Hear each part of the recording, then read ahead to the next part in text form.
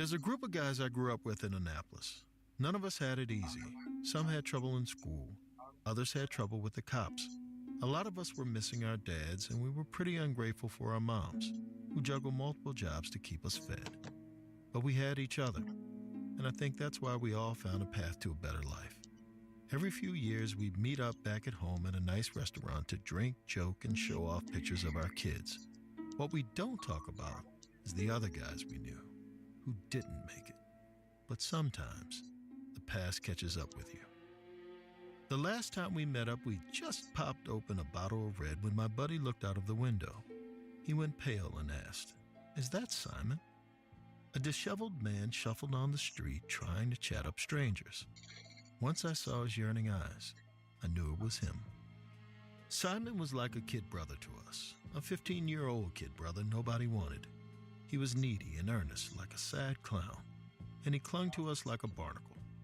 We tolerated him, but hell, even if we'd bullied him, he'd probably thank us for the attention. Simon's dad always had a get-rich-quick scheme and never had a job. Simon's mom was working on a nursing degree, but her real passion was being in a bad mood 24/7. The year after my crew graduated, Simon's dad ran off. Poof, no goodbyes. His mom worried about keeping her son on the straight and narrow, so she moved to a small town outside of Frederick, Maryland. It was supposed to be a fresh start. But Simon fell in with the wrong crowd.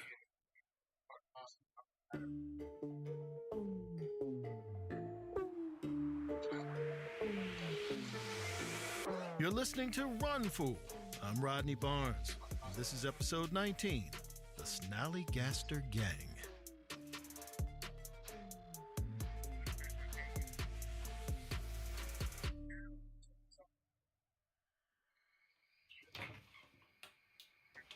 Simon opened a kitchen cabinet in the dingy apartment that he still refused to call home. This cabinet was empty too, except for an old pasta box. He worried he'd be late for the bus, but he was still so hungry. He opened one last cabinet, fantasizing about finding it full of Pop-Tarts and Oreos, Slim Jims, and popcorn.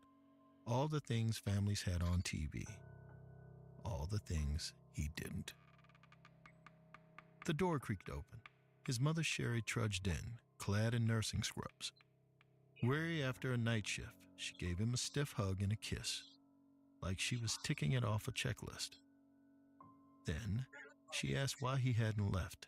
She did not raise him to be tardy. Simon whined, "I was hungry, okay?" Sherry softened. Looking guilty, she rifled in her scuffed purse and set some plastic-wrapped things on the counter. A cookie, celery and carrot sticks, a banana so brown it might as well have been a turd. Vending machine food, from the hospital, or maybe a gas station. Simon was usually good at minding his mom's moods, but today he sulked. Back when we were a family, Dad used to make me eggs. Sherry bristled. "Well, all your dad made me was cry." Your father was not family. A real man sacrifices things he wants for his family. All he did was sacrifice us for the things he wanted. Simon asked, what if he got a job? Then he could provide, and she wouldn't have to work so much. Sherry said no. She didn't want him out all hours. The streets were quiet, but they weren't safe. More and more people were coming into the hospital, mugged, beaten, drugged. She insisted. Besides, we've got a home, hot water, and food, even if it's not to your liking, Chef Simon. What else do you need? Simon blurted, "More." Sherry asked, "More what?" Simon mumbled, "Just more." Sherry's brows knit together in pain. Simon grabbed his bag and ran out. He didn't want her to see his cheeks turn red with shame. Simon sat alone at the back of the bus, cleaning his glasses. He'd stopped trying to talk to other kids since they always recoiled, like they could smell the stink of loserdom on him. He perked up when the bus pulled over at a stop, on the edge of the woods. He wondered, would they show up today? On cue, 3 older kids emerged from the trees and sauntered on. Ray, Eddie, and Bill.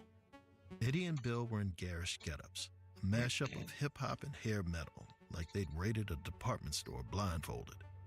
Ray was cloaked in a studded leather jacket. eyes hidden behind red wayfarers. People told wild stories about them. They tied up their foster parents for a week just for fun. They were dealers. They got suspended for having a four-way with the school nurse. They were devil worshippers who lived in the woods and sacrificed baby rabbits to Satan. Scary stuff. But Simon admired them because they moved like a pack. Powerful, confident, and connected. And though they were cruel to those around them, they were oddly tender with each other. Right now, the driver was yelling at Eddie, calling him a disgrace because his shirt had a topless lady on it. You could tell it hurt Eddie, so Ray loomed over the driver and said, "Have a heart. That's the only photo he's got left of his dead mom." The driver looked bewildered. Ray put an arm around Eddie and led him down the aisle, while Bill told him the shirt was cool. Simon smiled as he watched them, but it faded when they walked up to him. Ray jerked his head like, "Move." Simon knew he should, but something told him not to. Instead, he grinned and pointed at the bench. Plenty of room for all of us. Kids turned to gawk. Eddie and Bill leaned in to grab him, but Ray stopped him. He took off his sunglasses to look at Simon, amused, like a lion toying with a mouse. Then he sat, and his goons followed. Simon had to remind himself to breathe. Ray reached in his jacket and pulled out a cherry red Walkman, a tape player for those of you who weren't around back then. He slipped his headphones on, and Simon asked, "What you listening to?" Ray glared and said, "The Bible on tape."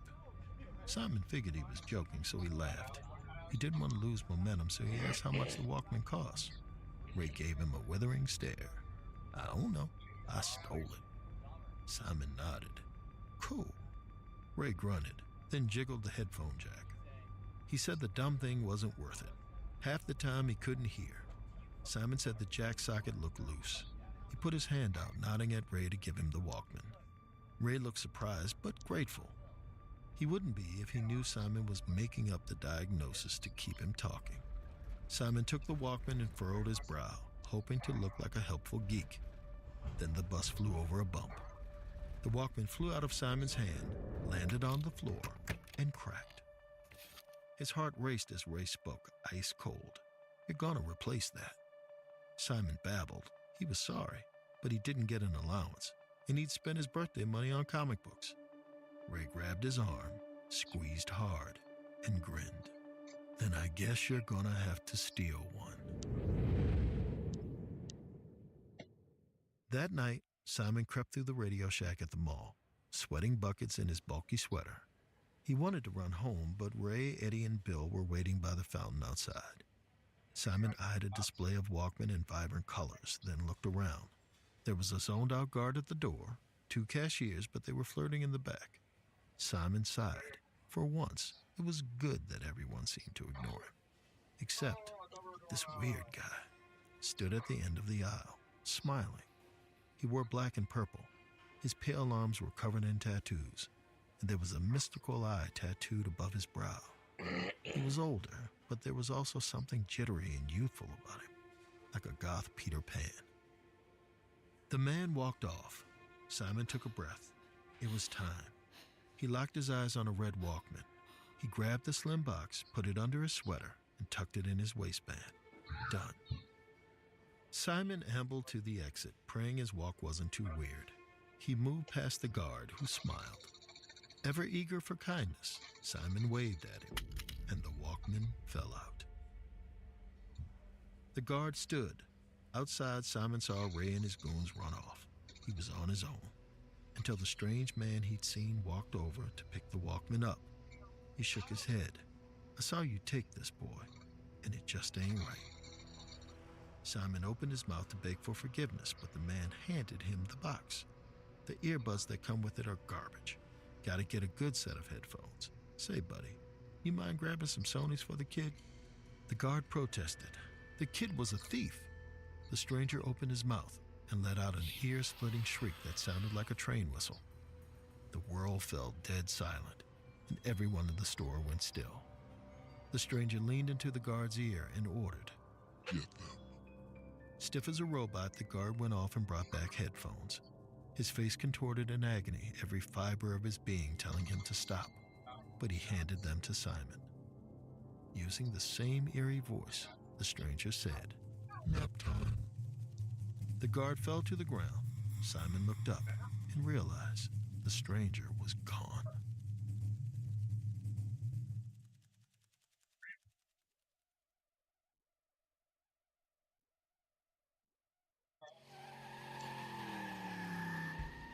Simon scrambled out to the parking lot, where he was almost run over by a black convertible. It stopped, purring with menace.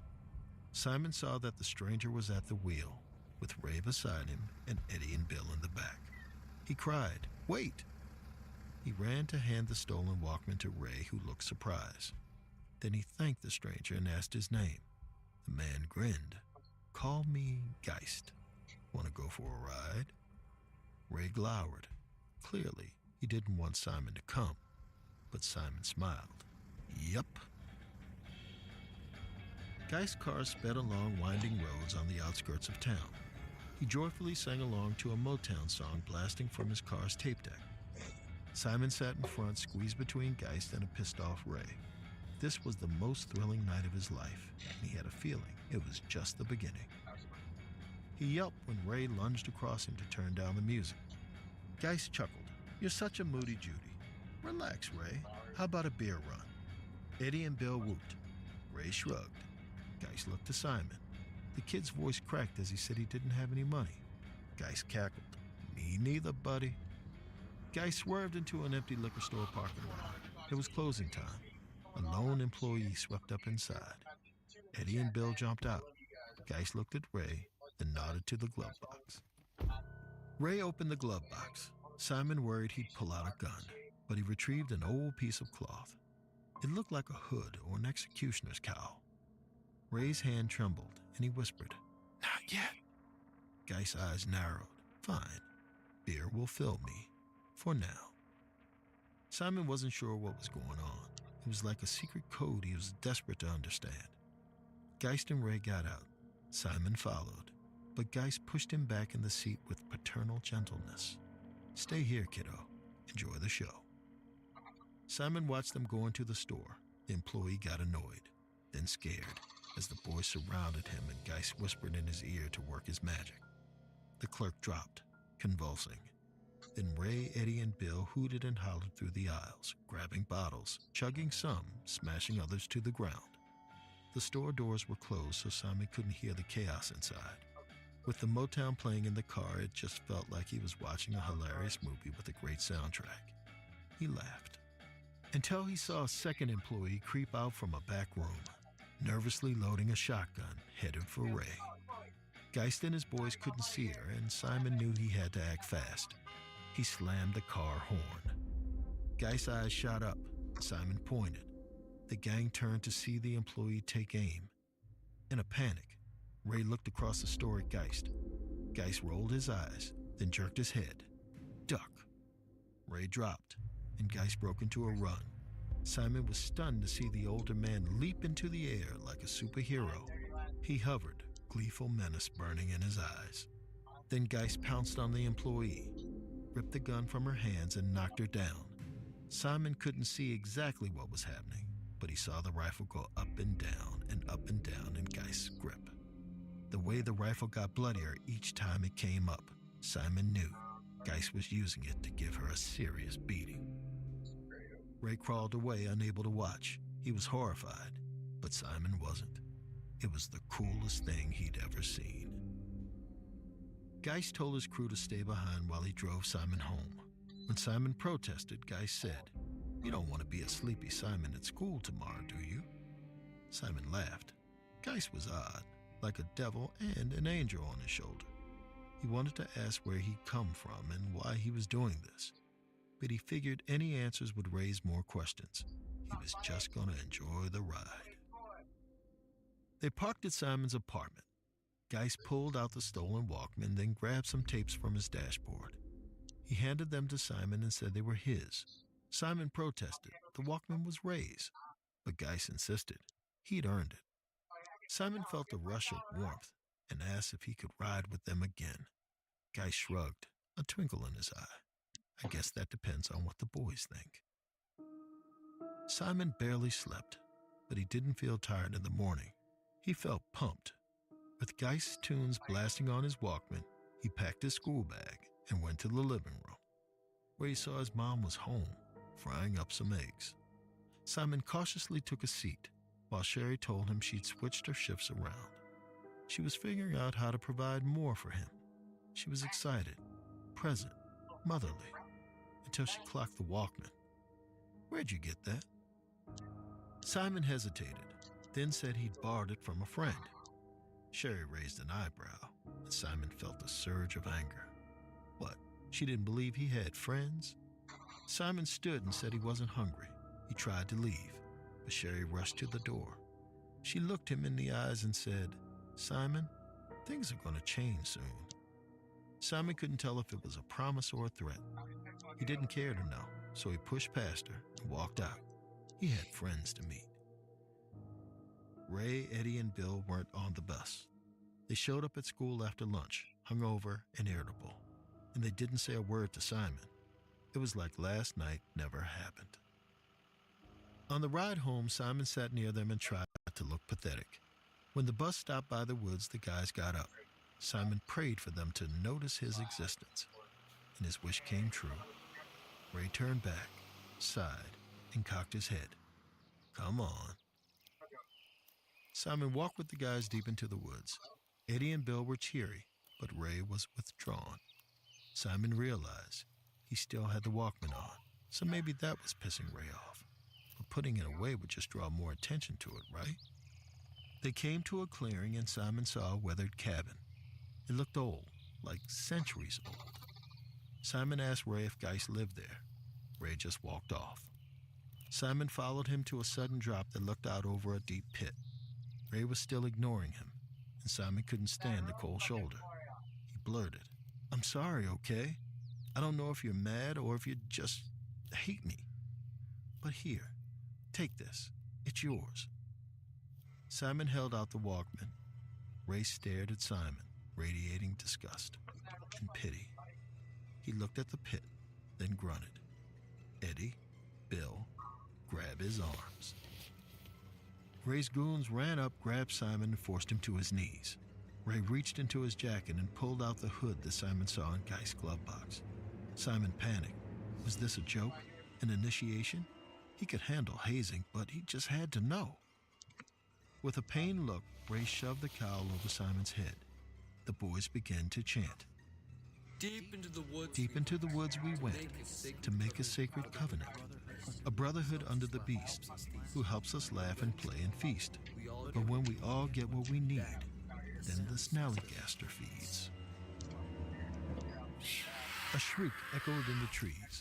Simon heard dirt shift in the pit. Then something approached. Something big and hungry. Tentacles slithered across his arms. Talons grazed his chest. He was just about to scream when Ray cried, "Stop!" Ray ripped the cowl off Simon's head, and he was blinded by the setting sun. He blinked and saw that Geist stood before him. He glared at Ray, Eddie, and Bill. "Boys, I told you, the fun's not free. Tribute must be paid. The beast must feed." Ray protested. "He's just a kid, man." Geist retorted, "Exactly. You said he was a perfect tribute, expendable. Nobody would notice if he was gone." Simon's heart broke. He was just bait, a sacrificial lamb being toyed with by the pack. He was never going to be part of the family, unless... Ray was on the verge of tears. "Geist, I can't do this." Simon shot up and punched Ray until he toppled.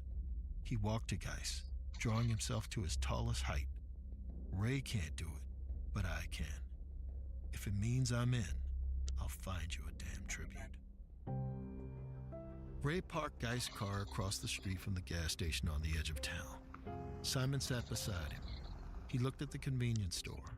There was one employee, a woman in a dowdy uniform pulling a trash bag out of a bin, totally oblivious. Ray turned to Simon. "You don't have to do this." Simon chuckled, trying to show Ray how tough he was, but deep down he was worried. He didn't know how he was going to kidnap a stranger, how he'd keep calm when he heard her screams. He looked over to the Walkman in Ray's lap. Then he grabbed it, put the headphones on, and pressed play. Geist's Motown mix blared in his ears, and Simon felt a rush of energy. He could do this. He got out of the car, quietly stalking to the station. The attendant was loading a garbage bag into a dumpster, and her back was turned. Simon pulled the hood from his pocket, just as she sensed that someone was behind her. Simon whipped the cowl over her head. The woman struggled.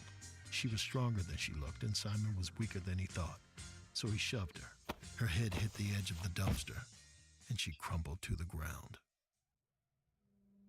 Simon and Ray carried the limp woman through the woods. Simon held her arms and Ray held her legs. Simon had to admit his bravado was fading. This woman was heavy, and he was just a kid. Still, he saw Geist's silhouette waiting at the pit, 100 feet away. Eddie and Bill paced by him. Simon just had to hold on a little longer. Suddenly, he felt a thud. The woman dropped from his arms into the dirt. He whipped his head back. Ray had let go. He said he was too winded, but Simon knew better. Ray was sabotaging him. He clenched his jaw and surveyed the terrain. There was a slant leading to the pit, so maybe she'd roll. Simon bent down and pushed the body, but she barely budged. He grunted, then kicked her belly. Now she rolled forward a foot. Okay, this would work. Simon kicked the woman over and over, harder and harder, until she rolled down the dirt path and landed at the edge of the pit. Geist's eyes crinkled with glee. Simon, you are something else. Simon smiled, but then the woman began to stir. He wasn't sure he could handle the reminder that this was a real person he was hurting, so he told Geist to get on with it. Whatever ritual they were doing, let it be done. Geist shook his head. No cowards in this family. Be a man. Take off her hood and take stock of what you're doing. Simon took a deep breath. Then he leaned down and ripped off his tribute's hood. His mother stared back at him.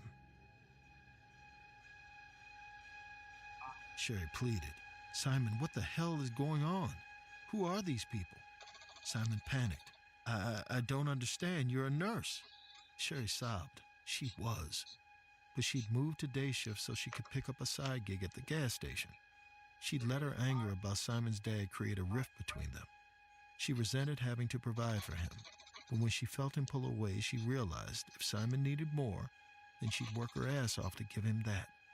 She begged, please, Simon, just take me home. A strange hope crept into Simon's heart. Could you really forgive me? Sherry nodded. I can, baby. I will. I promise. But Simon saw the fear and disgust in her eyes and knew she'd never forgive him. Their bond had been frayed, and now he'd broken it. So he pushed his mother into the pit. He heard her tumble and scream and looked to Geist for reassurance. Geist opened his mouth, and his terrifying screech rang out. Scales and fur sprouted across his flesh. His forehead tattoo of an eye pulsed until his skin split and a real eye bulged out of his forehead. His mouth transformed into a sharp silver beak. He doubled in size, then tripled. Wings erupted from his back as he rose up into the air. His arms and legs split, becoming a mess of talons and tentacles. There wasn't a beast in the pit that Geist worshipped. He was the beast. A revolting mix of dragon, bird, and squid. A whole family of animals in one horrifying form. The monster flew high, then dove into the pit. Simon closed his eyes, but he heard every single crunch, slurp, and scream as his mother was eaten alive. Soon, Geist dragged himself out of the pit, back in human form. He hopped to his feet, all giddy, and told the boys it was time to move along. With a rush of adrenaline, Simon ran to join them. He'd proven himself, and he was part of the pack. But before he got close, Geist put his hand on Simon's chest. Not you. Simon didn't understand. He deserved this. The other boys were cowards. He'd found their tribute. Geist nodded sadly. My boys may be cowards. I have hope. Maybe at the next year's sacrifice they'll have my pride. For now, they have my mercy. because they don't have anyone else. Simon screamed that he didn't either, but Guy shook his head. You did, and you gave your mama up for pretty toys and a pat on the head. If you're so willing to betray the family you've got, I don't want you anywhere near mine. Geis wrapped his arms around Ray, Eddie, and Bill, looking like a predator and a protector. Then he took his family back into the woods. Simon fell to his knees, too stunned to make a sound. Not that anyone would hear him if he did. He was completely, utterly alone.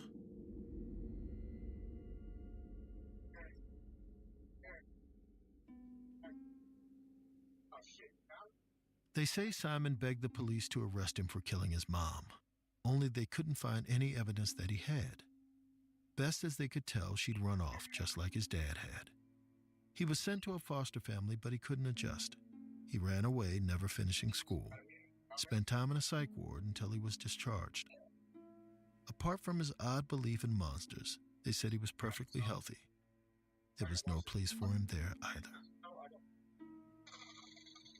Now Simon was back in Annapolis, the closest thing he'd once had to a home, loitering outside the fancy restaurant while me and my friends celebrated our success. Everyone else had moved on from discussing him, eager to tell happier stories. But I kept looking out the window at him, heartbroken at the unfairness. I don't know if Simon's story was all true, but life had dealt him a bad hand. What happened to him could have happened to me or anyone else in my crew. We all grew up lacking. That made us mad, and anger and need are a terrible combination. They blind you. You can't see what you do have or appreciate the people who do support you despite their own pain. We all had the same urge for connection and purpose that Simon had, but we were lucky enough to find each other, and that helped us find our paths. Maybe if we'd been kinder to Simon, well, I guess we'd never know, would we? I realized I'd been ruminating for too long. When my eyes focused, I saw Simon staring at me. Recognition and yearning washed the hard years off his face, and he looked like a hopeful kid again. He lifted his hand to wave at me. I'm ashamed to say it, but I turned away. I had my own family to think of.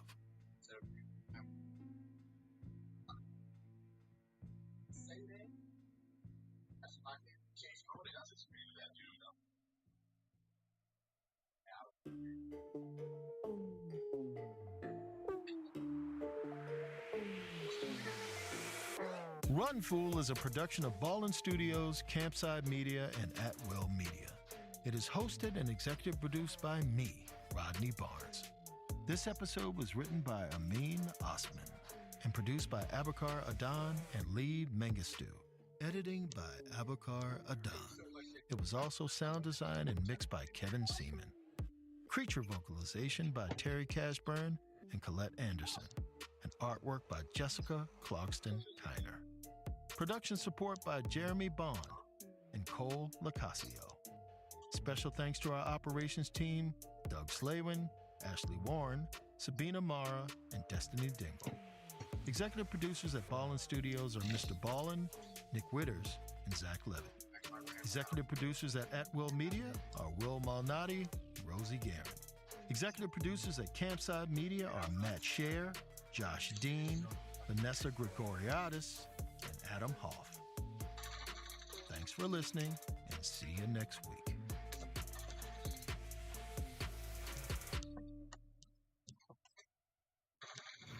Deep.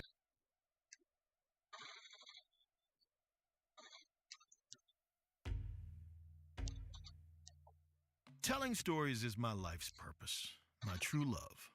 But sometimes the act of creation consumes me whole, which sounds exactly as fun as it feels. So once a year, I go on vacation to disconnect, cold turkey.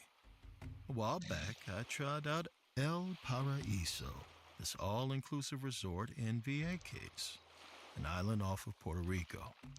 This place was White Lotus fancy, just what I needed. But stories have a way of following me, of calling out to me.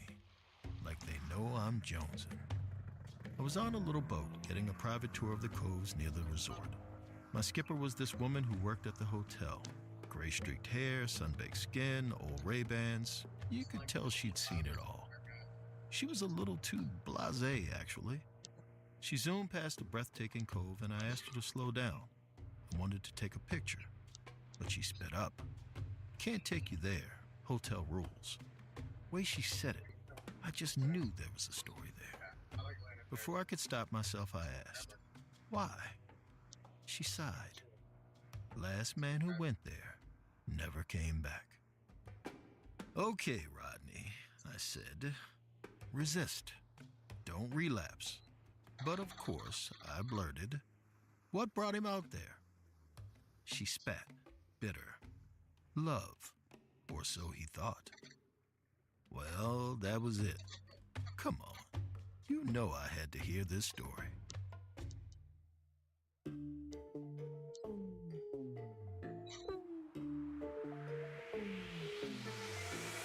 You're listening to Run Fool. I'm Rodney Barnes, and this is episode 18, The Mermaid.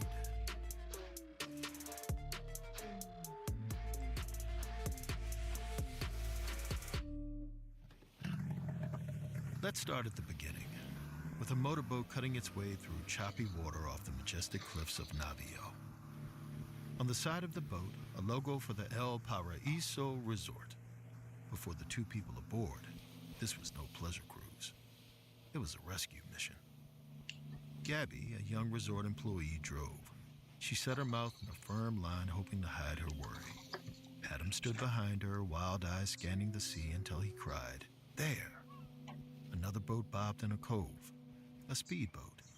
Gabby headed for it, while Adam gripped his wedding ring and prayed his wife Anna was still on board. That her phone was dead, and that's why she'd gone radio silent. He prayed that she'd forgive him for letting her go alone.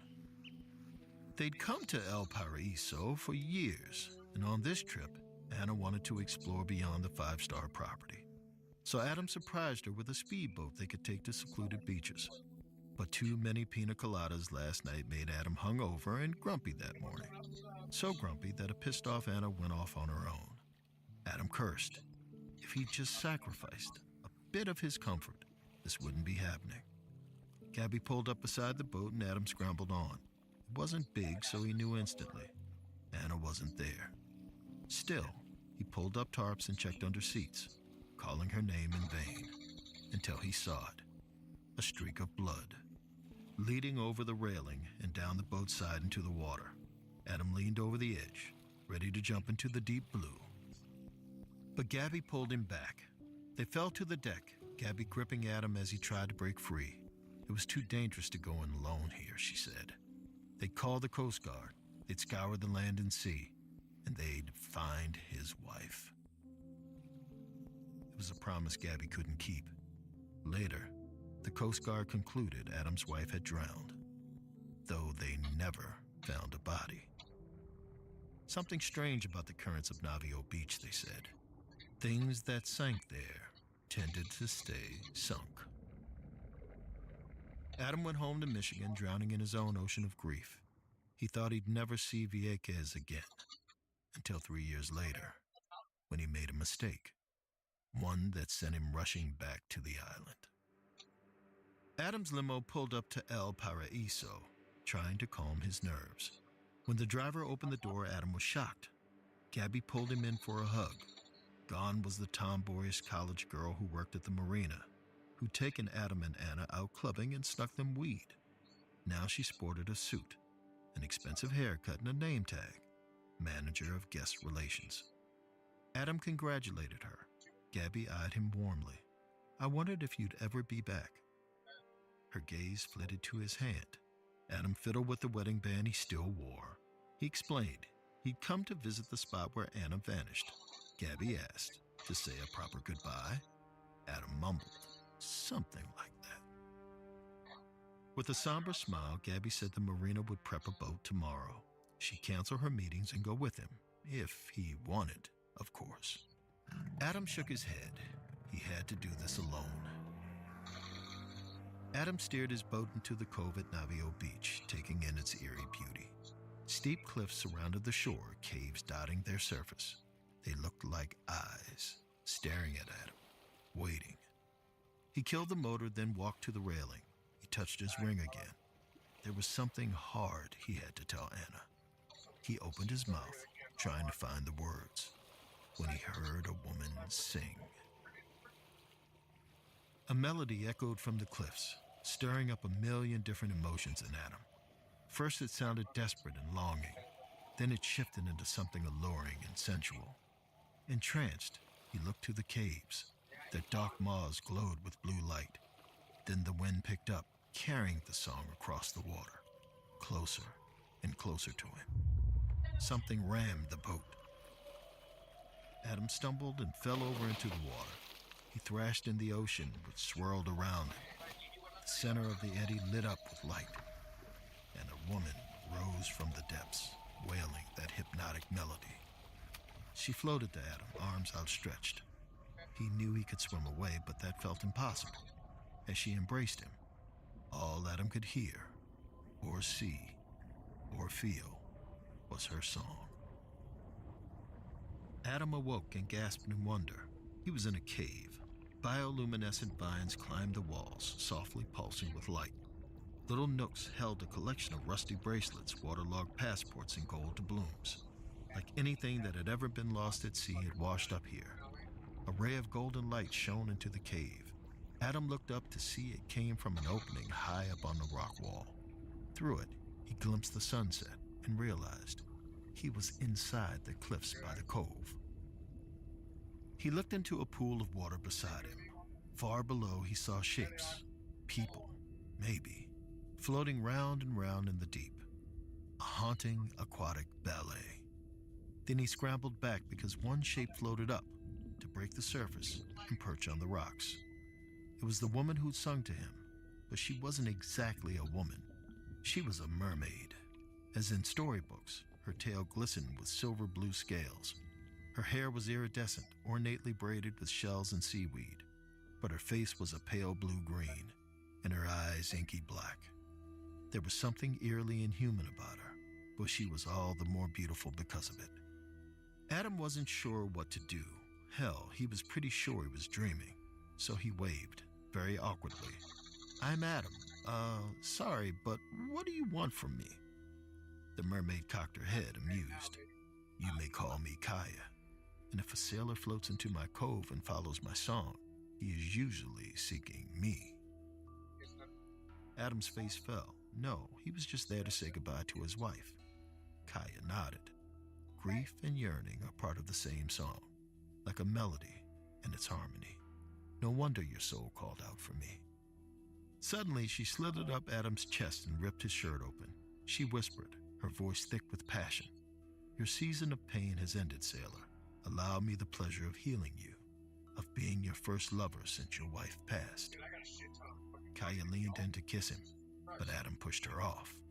Tears filled his eyes as he admitted, "You're not the first." If Adam had looked at Kaya, he might have seen how bored she looked, annoyed even. But he stared at his reflection in the pool of water, confessing.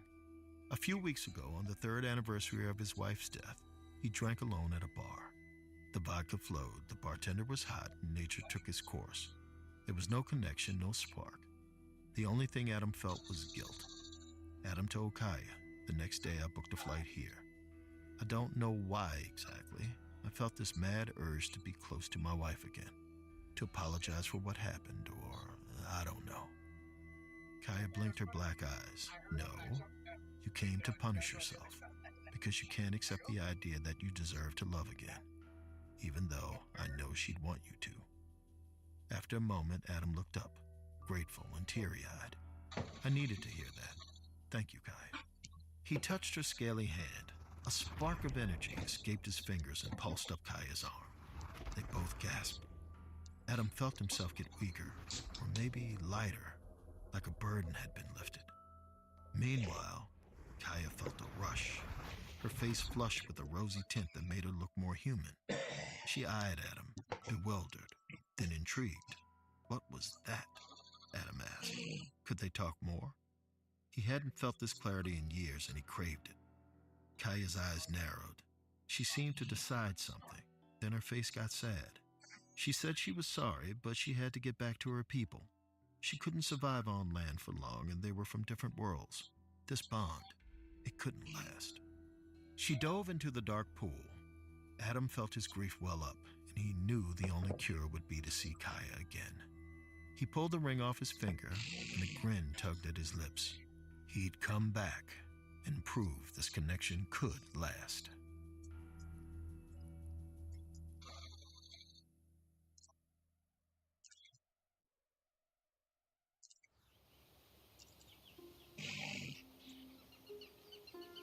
The next day, Adam docked his boat in the cove. He climbed the narrow path that snaked up the cliffs and tried to remember which cave opening led to Kaya's sanctuary. He'd just been there, but the memory was elusive, slipping away like a dream. He closed his eyes, willed the waves and the wind and the screeching gulls to fall quiet. Then he heard Kaya's song, echoing from the cave furthest away from him. Adam shook his head with a grin. Of course. A few minutes later, he stood at the entry, wiping sweat from his brow and trying to steady his breath. He was hoping to make a heroic entrance, but as soon as Adam took a triumphant step inside Kaya's cave, he slipped on a rock and fell off a ledge. He plummeted down, about to bash his head open on the rocks below, when Kaya shot up from the water and caught him in her arms. It was weird being held by her, but a good kind of weird. She was stronger than she looked. Kaya wasn't upset that Adam came back, just shocked. It was clear to him that no one had cared enough to really talk to Kaya. But he was different. Over the next few days, they spent hours getting to know each other. Well, Adam did most of the talking. First about his wife, then happier things, like his job, his childhood, and wonders he'd seen in the human world that Kaya could only dream of. Every time they touched, Adam felt his soul grow lighter, and Kaya got more rosy-cheeked and giddy, drunk off her bond with this strange surface man. They were changing each other for the better. Goodbyes were the hardest. As soon as the sun set, Kaya sent Adam off. When he got back to the resort, he'd realize how tired he was. It was like a hangover or withdrawal. After date 3, Adam shuffled past the empty hotel pool. He wanted to go to his room, but he was exhausted. Even the moon was too bright. He slipped on his Ray-Bans and stared at the pool. The lighting thrummed, soft blue, reminding him of Kaya's cave. Before he realized what he was doing, Adam stepped into the pool. He floated on his back, sunglasses on, staring at the stars and humming Kaya's song. He wondered what it would feel like to float with her and the other merfolk at the bottom of the grotto. He could practically hear her calling his name. Then he realized someone was calling. He looked to the pool's edge to see Gabby, the manager he was friendly with. She asked, "Are you okay?" Adam lifted his glasses and winked. He was perfecto. Gabby frowned. "The boys at the marina say you take the boat to the cove every day. When you get back, you're out of it. Paler than ever. Weird for someone spending his days in the sun." Adam let his sunglasses fall over his eyes. His mood darkened. "You're spying on me?" Gabby stammered. She cared about his well-being, like the rest of the staff, of course. They were all so devastated when his wife died and so happy to see him back. Adam raised an eyebrow, but not so happy to see me happy. Gabby looked around. Her voice got low and urgent. "Adam, there are things beyond the walls of this resort that employees can't discuss. Ancient terrible things our abuelas warned us about. I heard the melody you were humming, and I think you've met one of them. Whatever you're getting out of it, trust me, she's getting more. I hope you'll spend your last night right here with us, where it's safe." Adam's face twisted in a sneer. "Get off my back, Gabby, and get a life while you're at it." Gabby flinched and walked off. Adam plunged his face in the pool and let out a bubbly scream of frustration. God, Gabby was a pain. The way she hovered was so draining. Then he pulled his head out of the water, remembering something she'd said. Tomorrow was his last night. He'd forgotten. It would be his last chance to see Kaya. Unless... When Adam visited Kaya the next day, it wasn't for deep talks or slow kisses. He was there to make a plan. He paced around her cave, manic. Isn't there like a sea witch who could turn you human? A spell, like in a movie? Kaya frowned. What is a movie? Adam grunted. Something awesome I'd love to show you, but I can't. There's gotta be a way to get you out of here. Kaya shook her head. She couldn't leave her people, and this island was her home. Adam bargained. Fine, I'll come back. I'll visit every month. But what about tonight? Can't you leave this cave to see my world? Kaya, I'd do anything. Stop, Kaya yelled with jittery rage. This is too much. Adam's face fell. Did she not want this? Kaya sighed. I do. And there is a spell. But to walk the land, I need to borrow your essence, your humanity. It's a painful sacrifice. With no hesitation, Adam nodded. Love is sacrifice. Let's do it. Hope brimmed in Kaya's eyes, and she kissed him. It felt incredible, until his insides started to burn, like acid ripping through his veins. Every instinct told him to break free, but Adam held on tighter and kissed her harder. The pain would be worth the pleasure. That night, Adam stood outside El Paraíso's nicest beach restaurant. He checked a mirror on the wall to smooth his linen shirt, then did a double take. There was a gray streak in his brown hair and crow's feet around his eyes. Kaya wasn't kidding about the spell's toll, but it would be worth it, right? Adam? Hearing his name, he turned and gasped. Kaya walked up from the shore. Yes, walked. On human legs. Wearing a silver blue dress that sparkled like her scales used to. Her eyes were brown, not inky black, and her hair was a crown of curls. She was glowing. Adam knew his sacrifice was definitely worth it. Adam and Kaya sat at a table with the nicest view. Not a beach view, though. Kaya was sick of water. She wanted to sit in the middle of the room and take humanity in. The waiters rushing by reminded her of sharks cutting through the waves. The screaming kids running around were just like a school of hyperactive guppies. And the tipsy old grandpas who stared at her with foggy interest? Old randy sea turtles. When Adam poked her and handed her a glass of water, Kaya broke from her daze and recoiled. No, I'm sorry. If any water spills on me, the spell wears off. I wouldn't want to trip anyone with my tail or scare anyone to death. Adam laughed. So it's splash rules. Got it. Kaya looked confused. Adam nuzzled her cheek. It's a mermaid movie. We'll watch it later in my room. He leaned in to kiss her when he heard a chair creak. They turned to face Gabby. Taking a seat at their table, her face ashen. Adam didn't know what to say, but Kaya put her hand out. I'm Kaya. Gabby ignored the gesture. She spoke in a tone so polite that nobody around her would guess she was upset. But Adam heard the fury beneath her facade. Oh, is that what you're calling yourself now? Kaya? Kaya looked to Adam, confused. Adam hissed at Gabby. What was she doing? Gabby said it was simple. She was here to remove Kaya without causing a scene. She smiled, icily professional. You're bad for business, and worse for my friend. You're not welcome here, even if you do have legs now. Scared, Kaya asked Adam if she should go. He squeezed her shoulders and told her it was all right. Gabby was clueless. Gabby scoffed. Adam, you've aged a decade and a night. This isn't love. You're addicted to each other, and she's using you up. Gabby couldn't help slamming the table in anger. Adam squared his jaw. Gabby, if you don't leave us alone, I'll have your ass fired. Whatever you think you know about Kaya or me, doesn't matter. To everyone else, we look like a couple in love. And you look like a stalker who's ruining our night. Gabby took a deep breath. Then I guess everyone has to see the truth. She stood, grabbed the water decanter on the table, and splashed it all over Kaya. The water hit Kaya and she screamed. Her eyes went black and her voice echoed and warped, multiplying like a shrieking chorus. Guests stood in alarm. But the real panic started when Kaya bucked against the table and broke it in half. Her muscular tail ripped through the wreckage, flailing wildly. People scrambled out of the restaurant, trampling each other on the way. Hotel security rushed in, but they fell back when they saw the horror that awaited them. A monster had come to paradise, and all Adam could do was watch. He froze at the sight of Kaya, writhing on the ground, gasping for air as scales sprouted across her skin, bursting like blisters. Gabby, on the other hand, wasn't frozen. She grabbed a steak knife from the table and plunged it into Kaya's tail. Kaya screeched, trying to get away. Then she stopped, growled with hunger, and lunged up to latch her lips on Gabby's. There was an awful sucking sound, and in seconds, Gabby aged 30 years. Kaya was draining her life away, and Adam had to stop her before she did something unforgivable. He tackled Kaya and ripped her off Gabby. Kaya's body jerked, crackling with energy as it rearranged itself.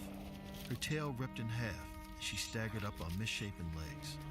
She shot Adam a betrayed look, her eyes weeping inky tears. Then she tripped towards the beach. Adam moved to follow, but he felt a death grip on his wrist. Gabby shaking her head. No. Adam felt anger and pity. Why didn't you just leave me alone? Gabby stroked his hand with too much tenderness. She croaked. Why do you think? Adam gently pulled her hand off his wrist and told her he was sorry. Then he ran after Kaya. His wild eyes searched the shore, but he couldn't find her. He'd lost one love to the ocean. It couldn't happen again. Adam stumbled into Kaya's cave, calling her name. All he heard was her voice echoing. He scrambled to the pool of water, squinted and saw those figures floating in circles at the bottom. Kaya's people. Her world. The one he'd ventured into to get her back. Adam dove into the pool. He didn't know how long he'd be able to hold his breath or how he'd explain what he wanted to the other merfolk. But as he delved deeper, he realized he wouldn't have to. Because those figures swirling down there, they weren't merfolk. They were bodies, shriveled up like someone had sucked the life out of them. The scariest thing about the husks was their smiles. Each corpse had a rictus grin, like they died in utter bliss. Adam got caught in a current that brought him into the swirling mass of victims. He rammed against a Taino tribesman, a sailor, a pirate, a man in a Coast Guard uniform, even a woman who looked like his wife. Adam screamed. Foul water invaded his throat. He clawed upward, limbs kicking through the woman-shaped husk until he tore her apart and broke free from current. He surfaced in the cave. Kaya sat at the edge of the pool, her torso and tail streaked with ink-black tears. But Adam had no sympathy. He leapt out of the water, furious. Were all those bodies down there all her victims? Or did other merfolk do this? Kaya shook her head, her eyes dull. There are no others. Only me and the curse of my hunger. Adam got quieter. Then why not just kill me? Why make me fall for you? Kaya shrugged. She'd meant to seduce Adam and drain him the day they met. But he surprised her. He didn't give it up fast, like the drunk pirates who once sailed these shores. He made her work for it, made her listen, till a spark lit inside her, a rush she'd never felt before. So she played coy to make him pursue her, to draw out the seduction and wring him dry. But somewhere along the way, she'd stop pretending. Adam's eyes widened with hope. So you do love me? Kaya burst into a rant. I don't know. I feel better when you're around, but I'm terrified of what happens when you go. I pity you for letting me control you, but I'm not sure I'm in control either. I want a bit of you every day, forever, but I consume you whole and die happy right now. Is that love, Adam? Why would anyone choose to feel this? Does it even matter when your world wants me dead? Adam took her hand and promised they'd make their own world in this cave. She could drain a little of him every day if she gave him a chance to recover. He'd feed her as long as he could. He didn't mind the sacrifice. Adam wrapped his arms around her and asked, could you love me like that? Kaya stroked his cheek. I could.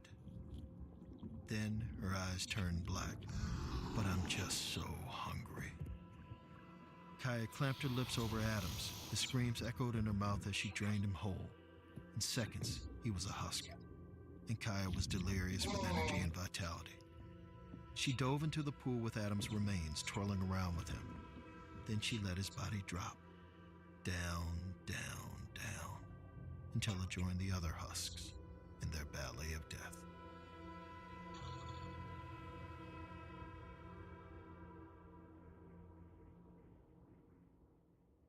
Maybe Kaya was sloppy, or maybe it was a kindness, but Adam wasn't fully dead. He had just enough life left to look up at Kaya, swimming and singing her song again. His shriveled mouth parted in a soft grin. He'd done that. Kaya was happy, full of love, and totally satisfied, at least for now. When the skipper finished her tale, she took her sunglasses off to wipe away a tear. I noticed that her eyes seemed younger than her weathered face. That's when it clicked. I put a hand on her shoulder. "Gabby, did you ever try to find him?" She shook her head. Adam loved that monster, and it doomed him. I loved Adam, but I won't make the same mistake. I sacrificed a lot, years of my life gone in seconds, to show him I cared.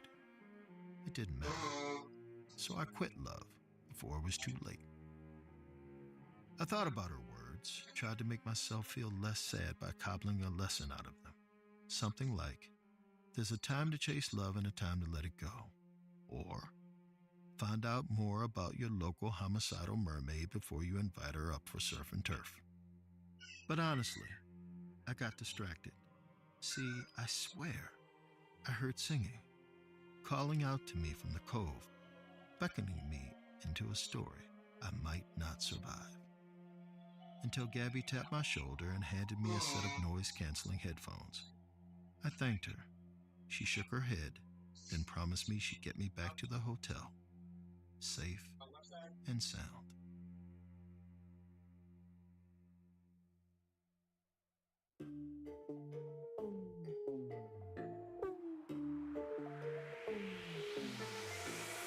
Run Fool is a production of Ballin Studios, Campside Media, and At Will Media. It is hosted and executive produced by me, Rodney Barnes. This episode was written by Amin Osman and produced by Abakar Adan and Lee Mengistu. Editing by Matt Scher. It was also sound designed and mixed by Kevin Seaman. Creature vocalization by Terry Cashburn and Colette Anderson. And artwork by Jessica Clogston-Kiner. Production support by Jeremy Bond and Cole Lacasio. Special thanks to Lindsay Kilbride. Special thanks to our operations team, Doug Slavin, Ashley Warren, Sabina Mara, and Destiny Dingle. Executive producers at Ballin Studios are Mr. Ballin, Nick Witters, and Zach Levitt. Executive producers at Will Media are Will Malnati and Rosie Guerin. Executive producers at Campside Media are Matt Scher, Josh Dean, Vanessa Gregoriadis, and Adam Hoff. Thanks for listening, and see you next week.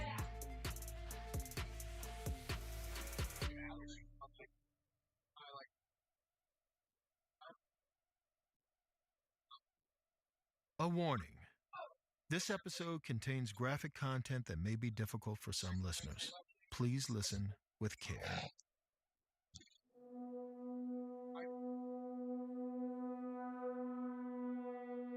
Once in a while, you stumble across a yarn so wild that you can't spin it all at once. It's too long, too tangled. So it becomes what a good friend of mine refers to as a double serving story, with a nice little intermission in between. Time you can use to digest. What you're about to hear is the second part of one of those two serving jobs. If you missed the first part, you'll want to click out of this episode and get up to speed on the previous one. If you heard the first part, I'm going to give you a refresher anyway, starting with a former cop named Bill who I met at a speaking engagement in Maine. For years, Bill had been the sheriff of a small town called Mercy Notch. He dealt with the usual small towns.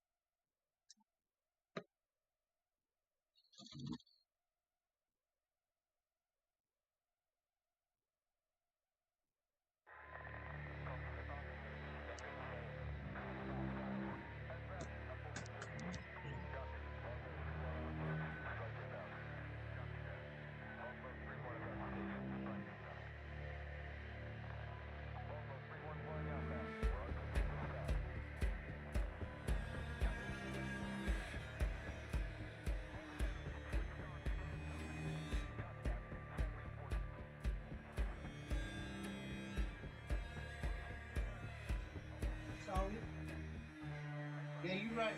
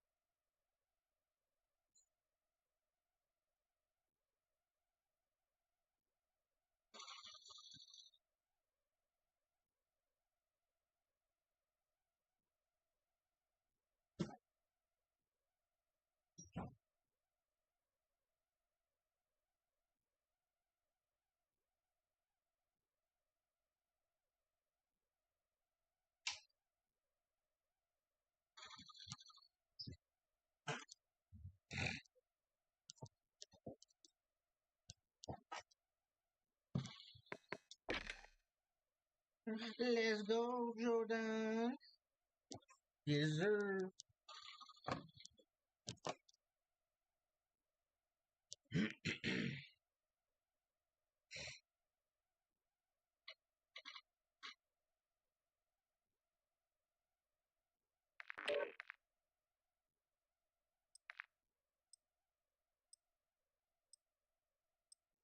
Get a little bit of a warm up in.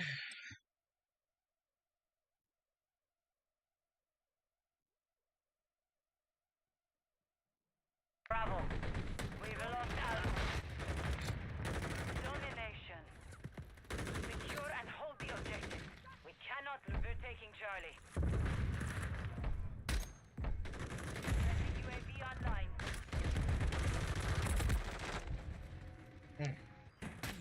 Securing objective Charlie.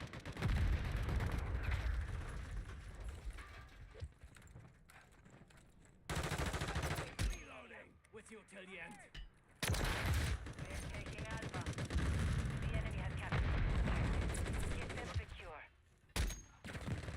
Securing objective Alpha. Friendly UAV on station. Charlie. Friendly mosquito deployed.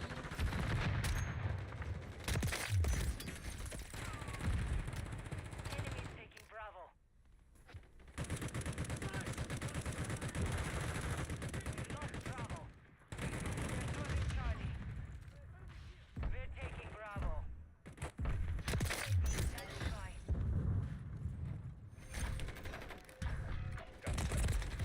Control Bravo.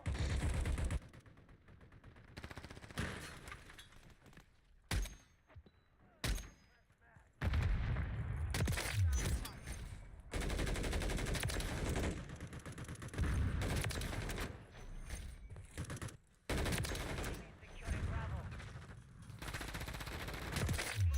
Deploy. Online.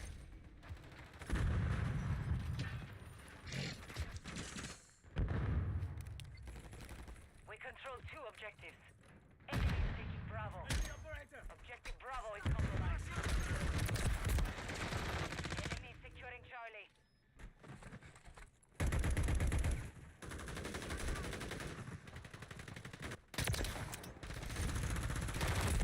Securing objective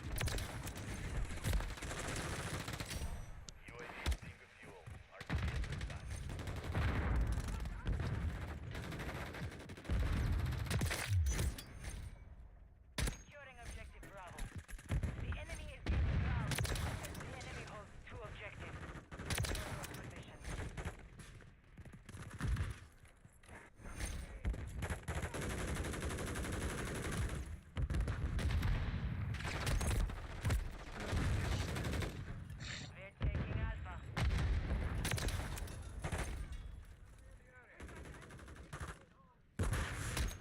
Oh, I missed. Taking Bravo.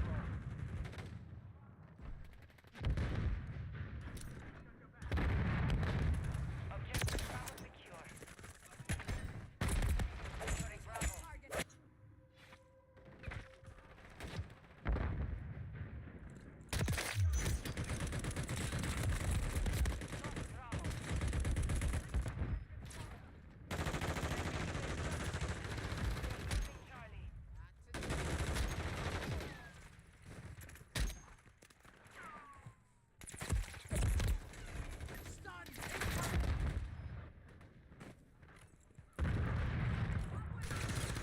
Securing objective Alpha. What a Hostile brick. cluster mine detected. The enemy has captured the position. Control Bravo. Friendly Force 2 active. We are losing Charlie. Friendly UAV online. Hostile mosquito online.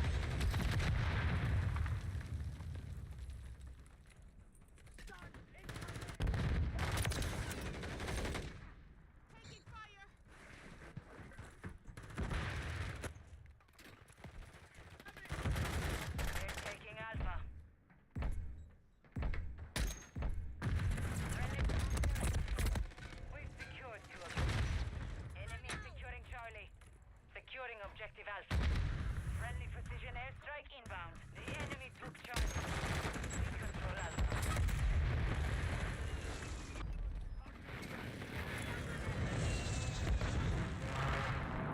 Losing Alpha. Enemy taking Alpha.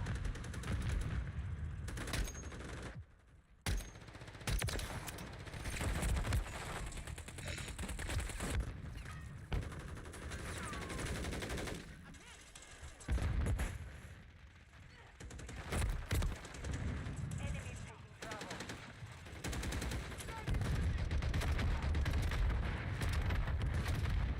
Enemy securing Bravo.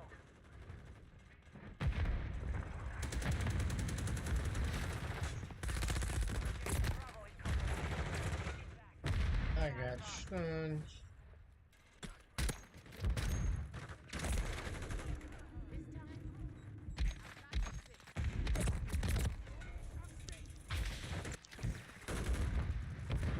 Securing objective Bravo.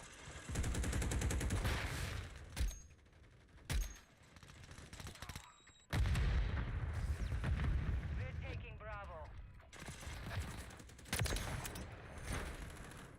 The enemy holds 2 objectives.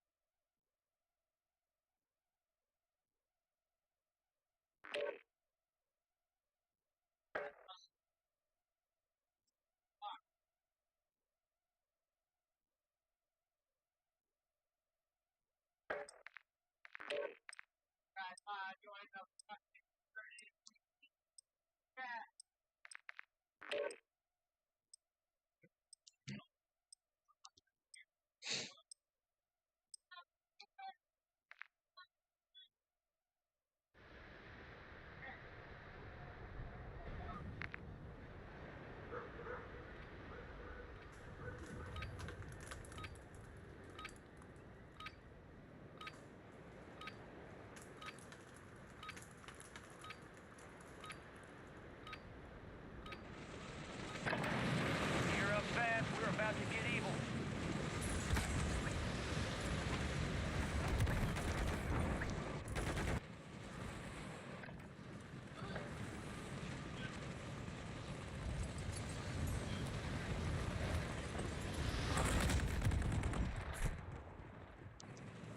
Enemy soldier incoming.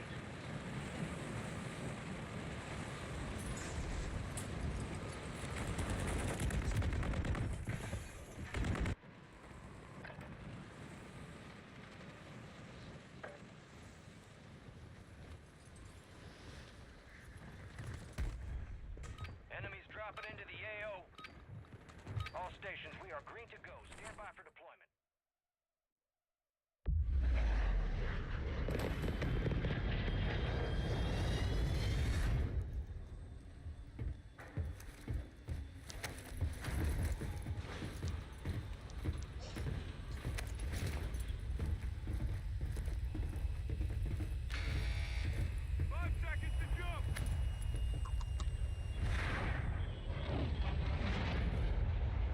Resurgence.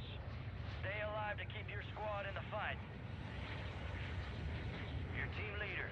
Set a drop point for your squad, soldier.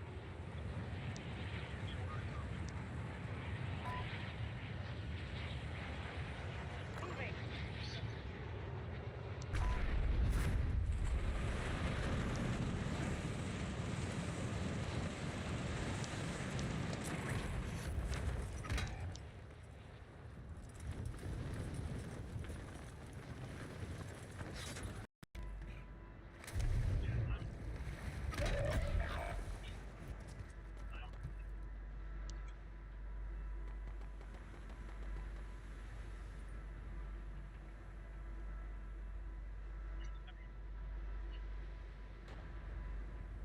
Squad is down.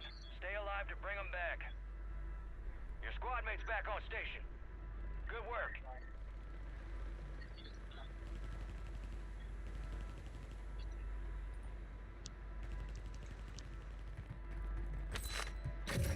You got reinforcements inbound.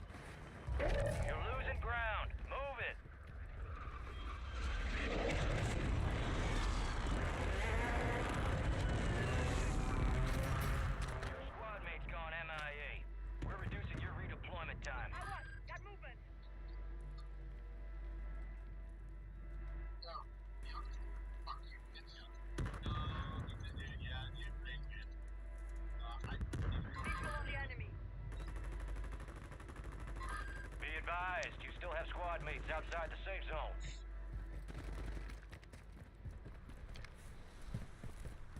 This is enemy territory. Keep it tight.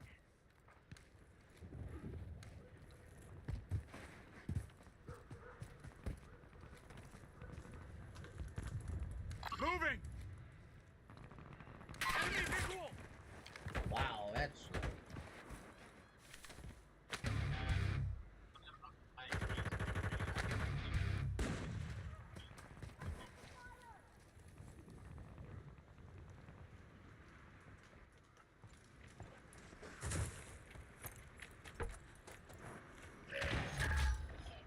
Friendly loadout drops on the way.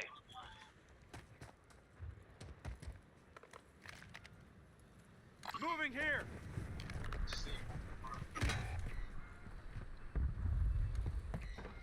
Moving here.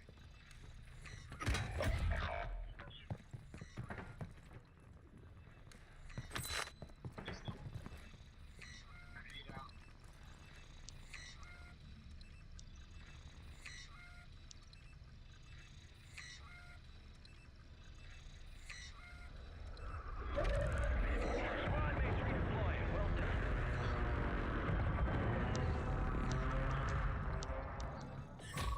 We're detecting vulnerability in the enemy's network. Locate their Owie. uplink stations and secure their intel before they go offline. Hey, we're talking about this? I'll give you all my money. I'll give you all my money. I'll give you all my money.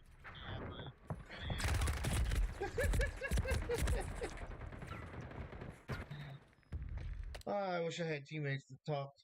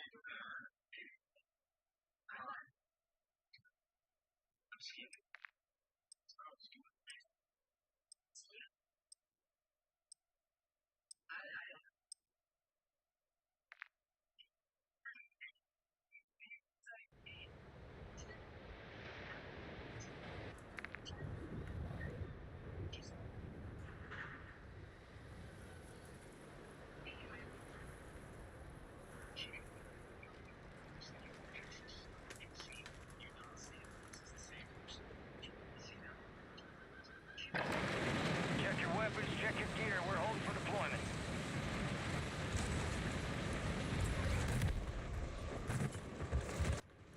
Enemies are dropping into the area. Watch the skies.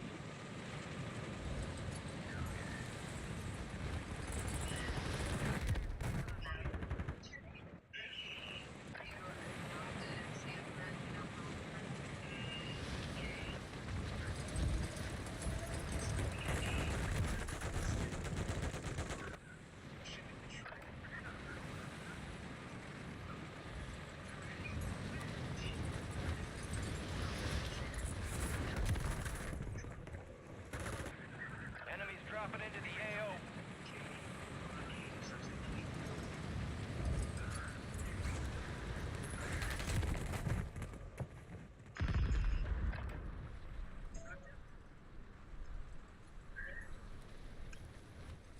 All stations, green light. We are deploying to the war zone. Enemy soldiers.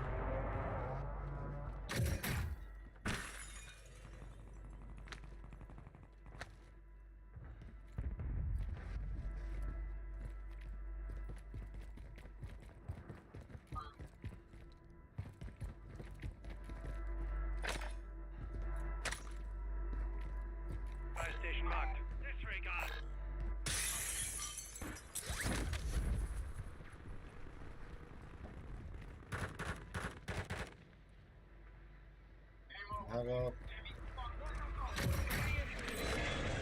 Huh? Okay. Gas is moving.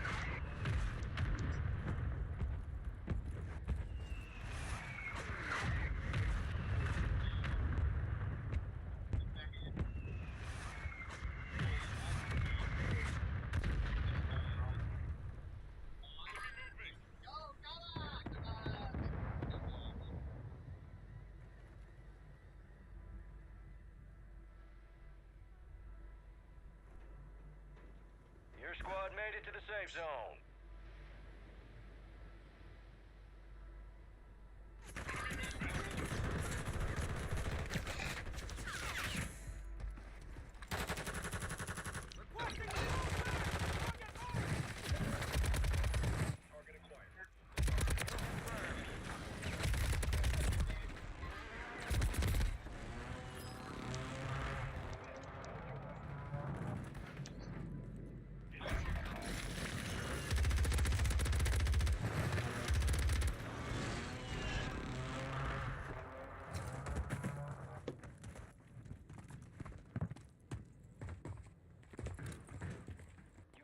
Drop inbound.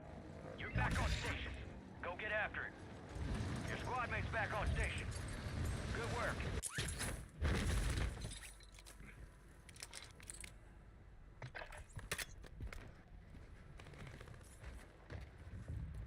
Tossing smoke grenades!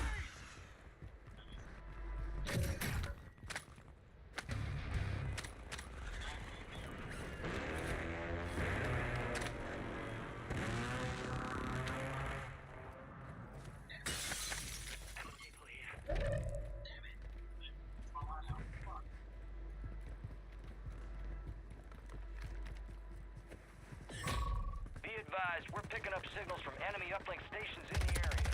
Locate them and secure their intel before they go dark. There's something up with this team. They're hitting some pretty miraculous shots. Moving.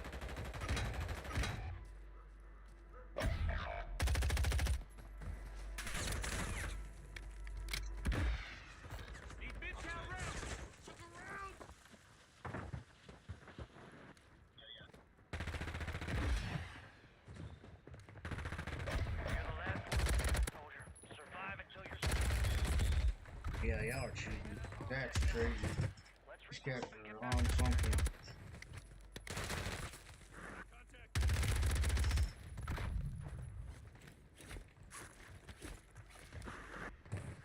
Yeah, I fucking play Americans. Why do I have to fucking play Puerto Ricans?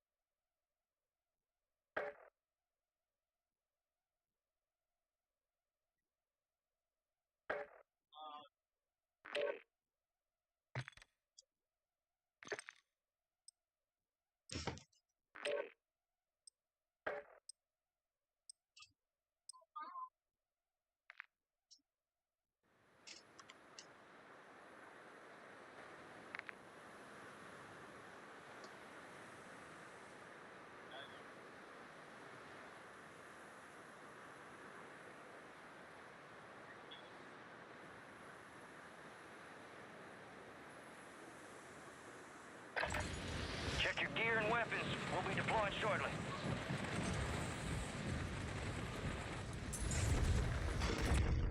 Enemies are dropping into the area. Watch the skies.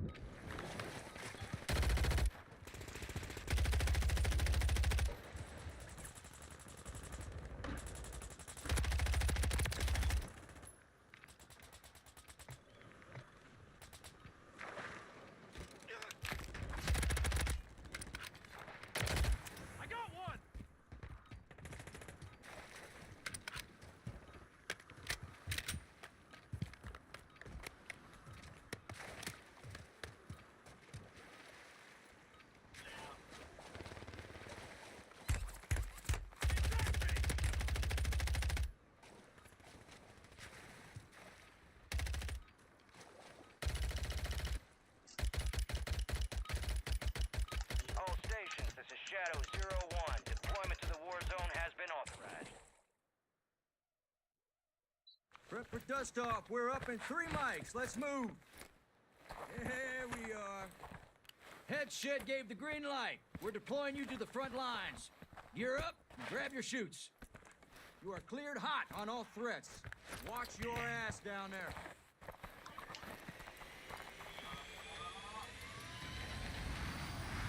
Let's roll.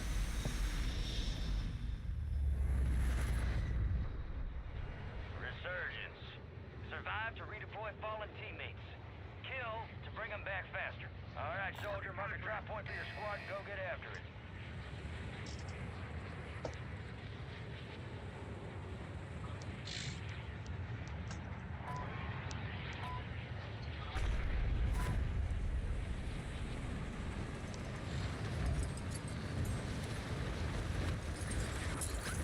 Enemy soldier incoming.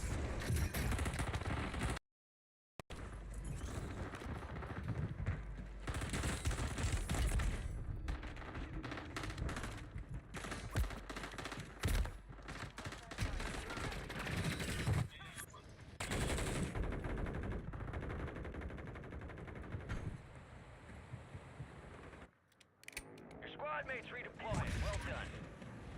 We are returning you to the front. Earn this.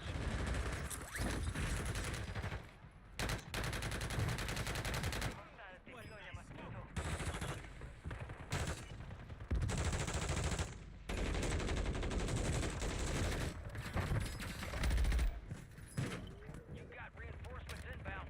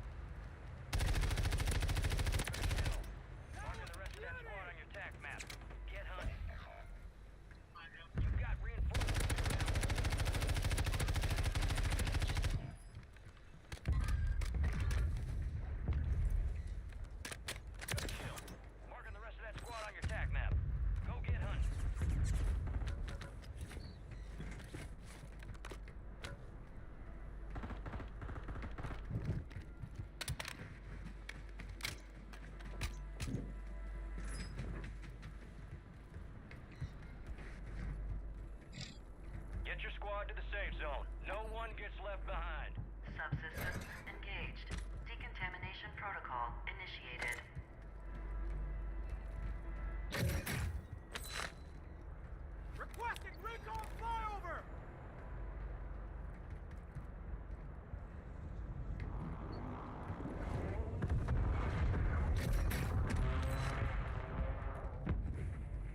Hostile Guardian is active.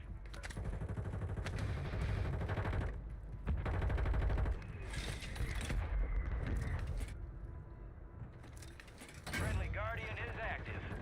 GPS services will terminate momentarily. Prepare for docking. Drop headed your way.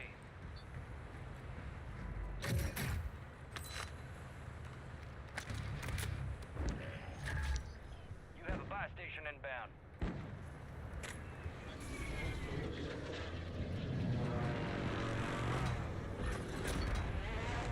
Oh, son of a bitch. Bounty contract's been pulled. Deployable buy station's ready.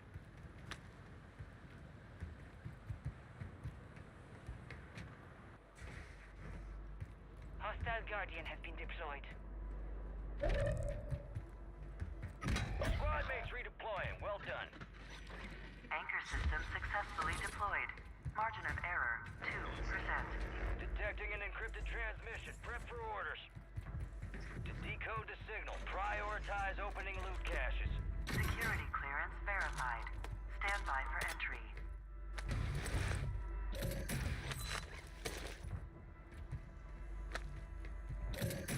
Requesting recon at my location! Marked an SMG. Assault rifle here. Marked an SMG. Marking sniper rifle. I see an enemy.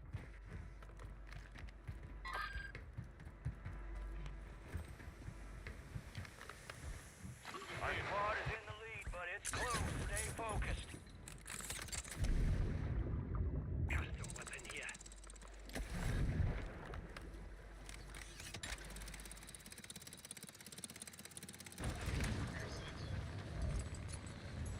Moving.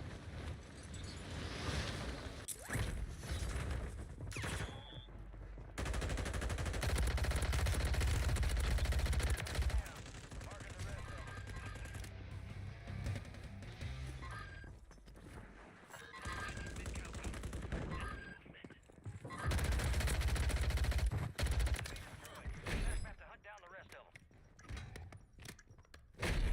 Top-notch performance. Transmit coordinates to a valuable weapon green now.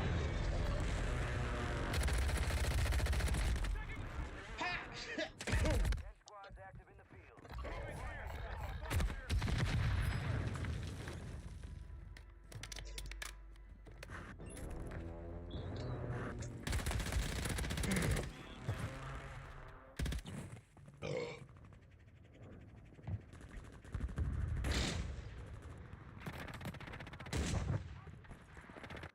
Move to the safe zone. You're getting another chance. Make it count.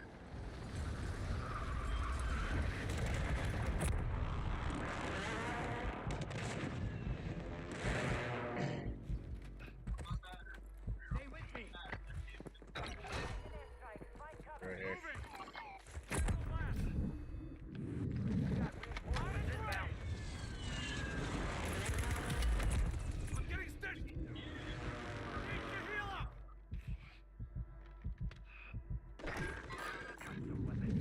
Smoke grenade out.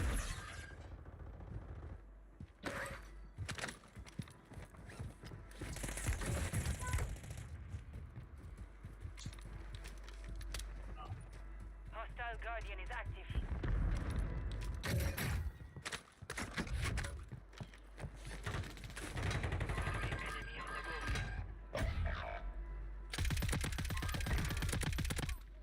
Confirmed, and we located the rest of them.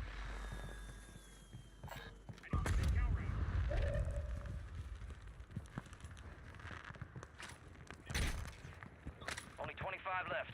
Keep up the good work.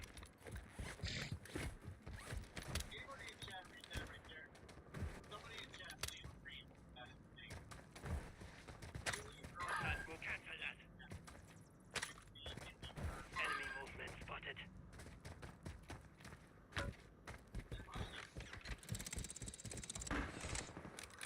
Be advised, enemies deployed a buy station.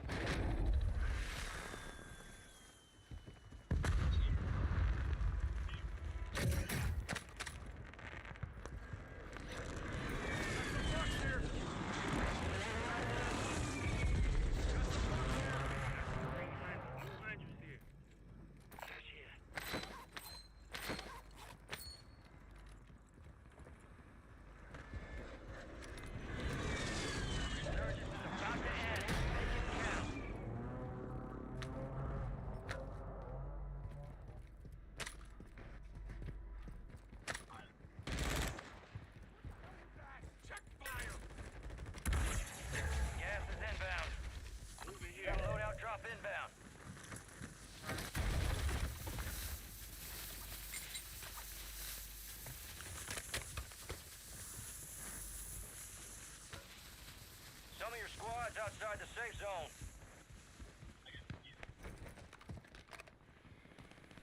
Five squads still operational in the AO.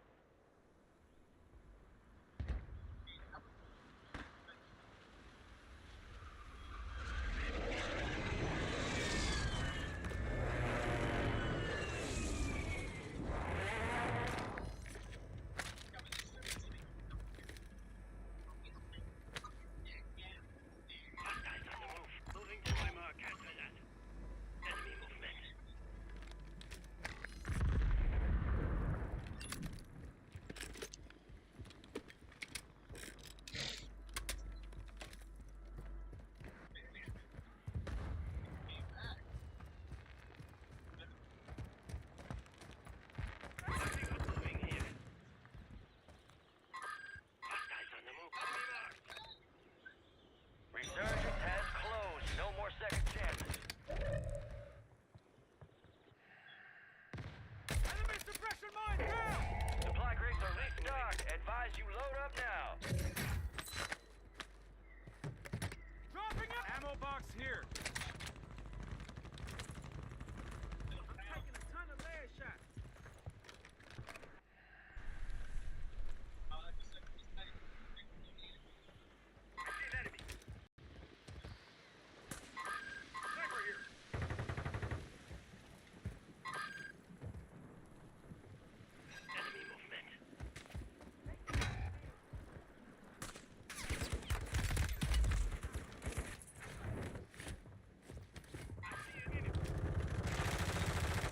Hostile bomb drone is active.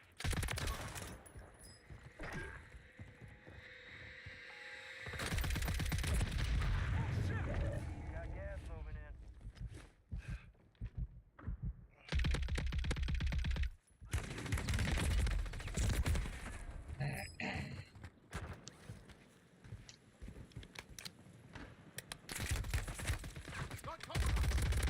Funny ego like that. That's crazy.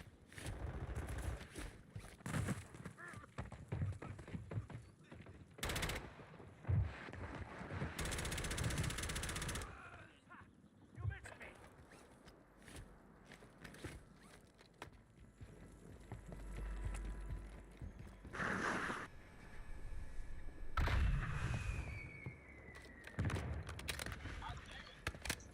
Signal to the weapon crate has been lost. No longer able to track it.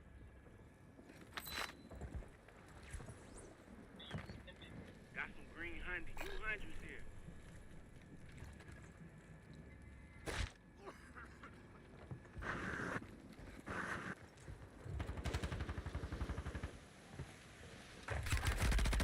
Took the round.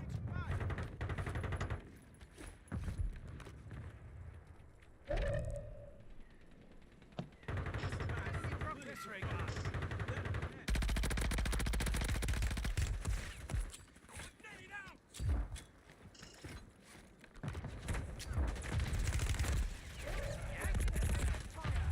Ten remain. You're almost done here.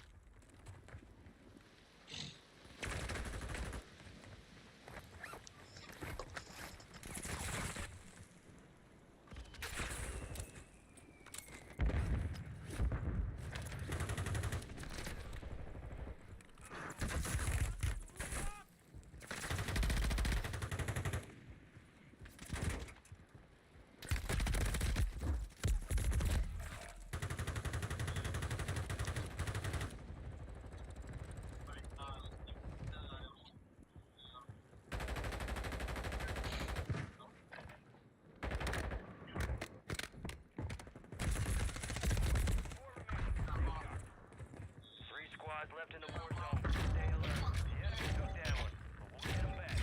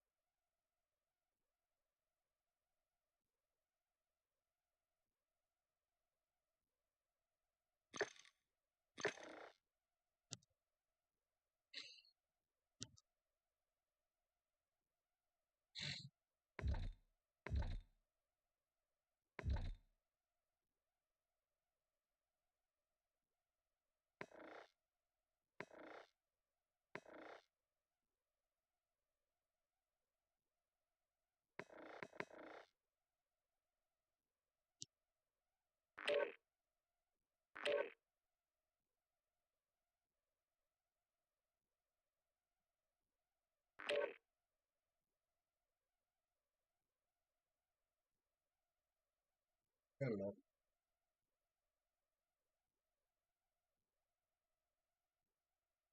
Going quick.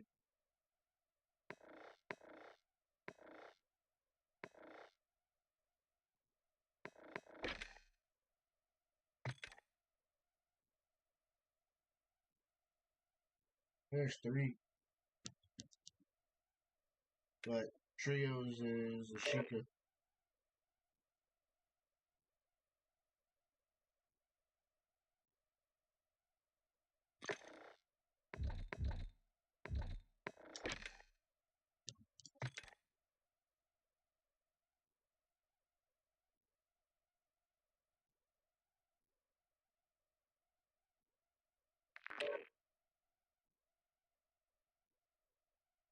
Huh? Yeah. Damn it. Why does it keep?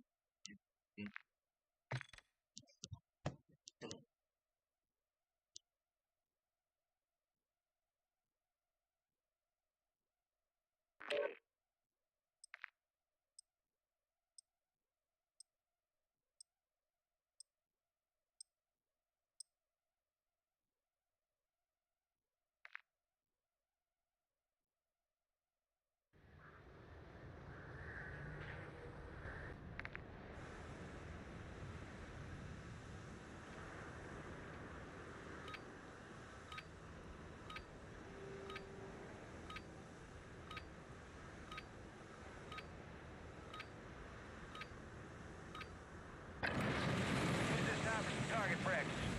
Real things coming soon.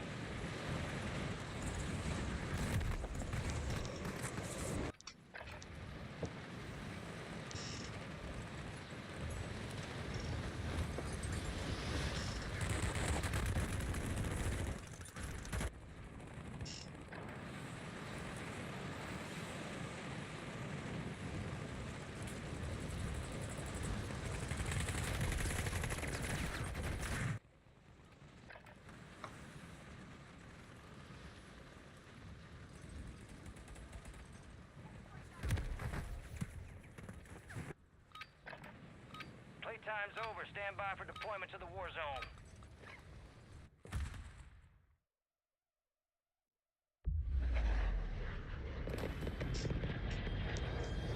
Red.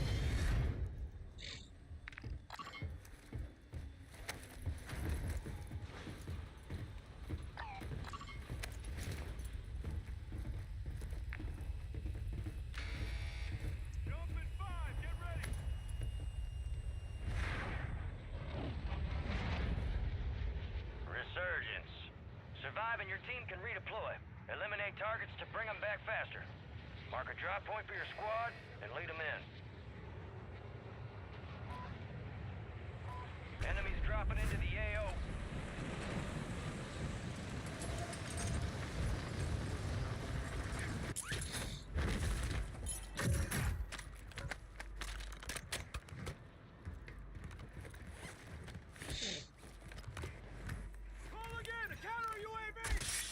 Solid copy. Counter UAV running signal interference.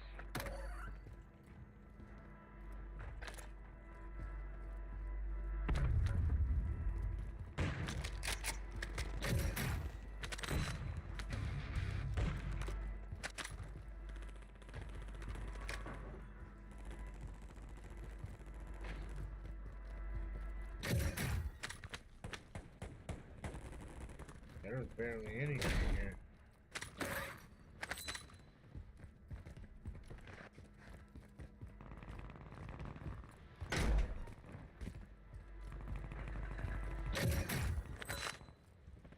Counting UAV is returning to base. Moving to my mark.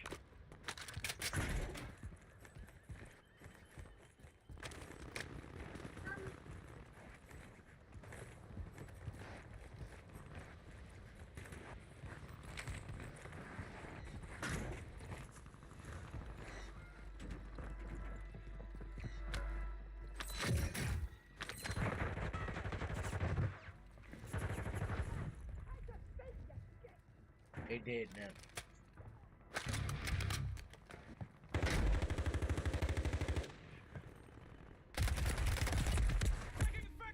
Fucking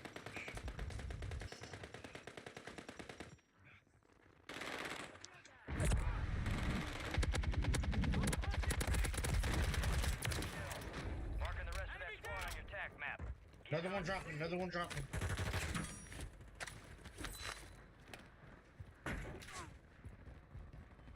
Come on, okay. Come here, boy! Don't run from the Lord! That's what happens when you run from the Lord.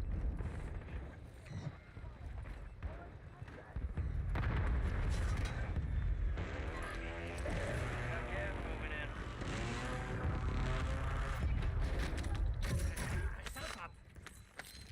You should have loading here.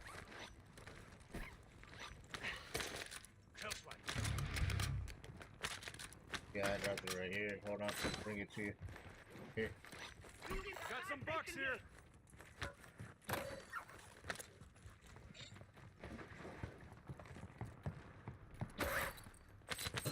All squad members are in the safe zone.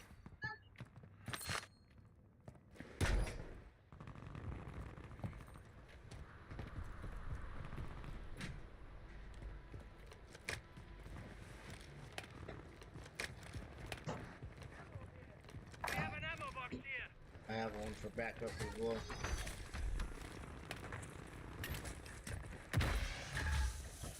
Friendly loadout drops on the way.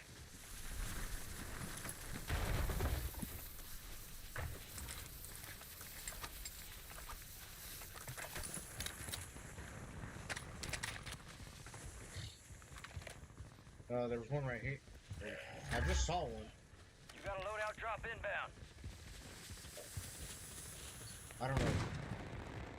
I don't have it. I have an ammo.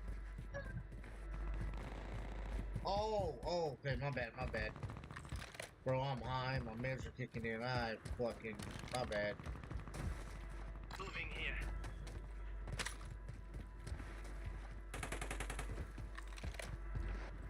There's an upgrade here. What I gotta do over here? Oh, I got a whole team over here. Moving. I'm coming.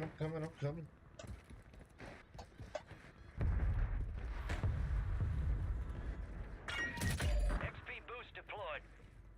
We're in a UAV. Enemy soldier incoming. Alright. Yeah.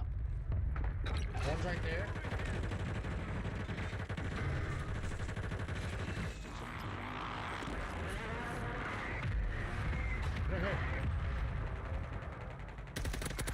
He's cracked. That dude. Oh, there's a dude on us.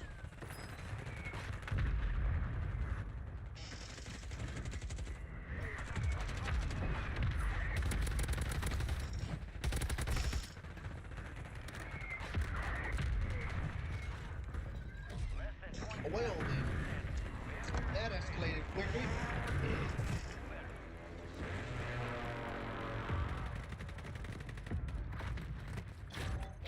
I don't even think I got a kill. Oh, he left without us.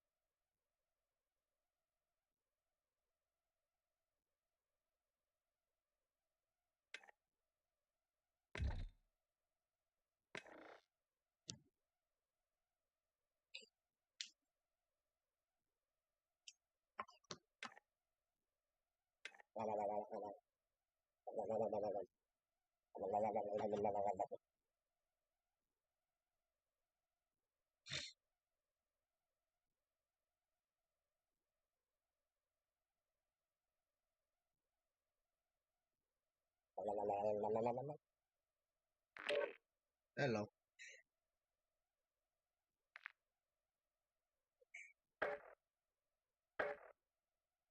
Hey, folks. Here we all want to play.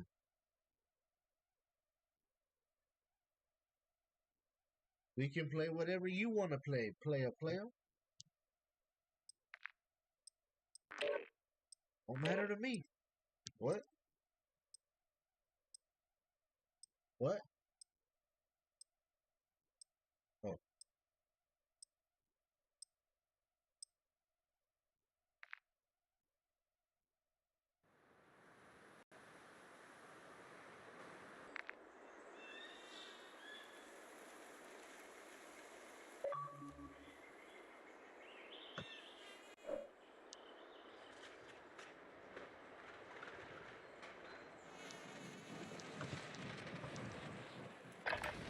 Check your gear and weapons. We'll be deploying shortly.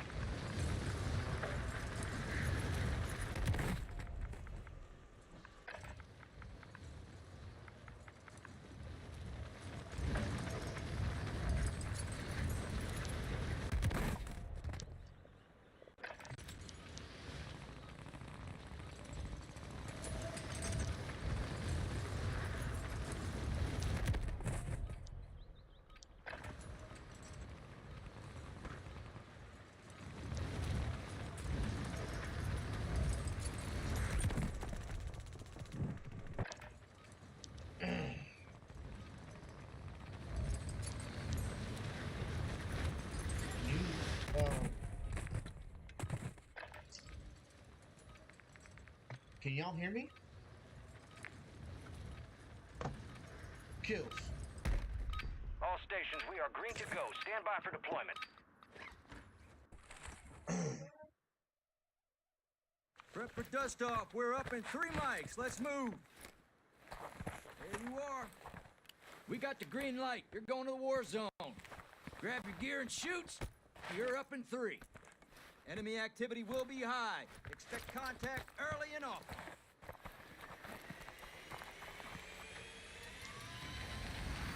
Let's get this done.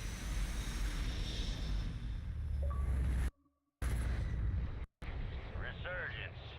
Stay alive to keep your squad in Can the you fight. hear me?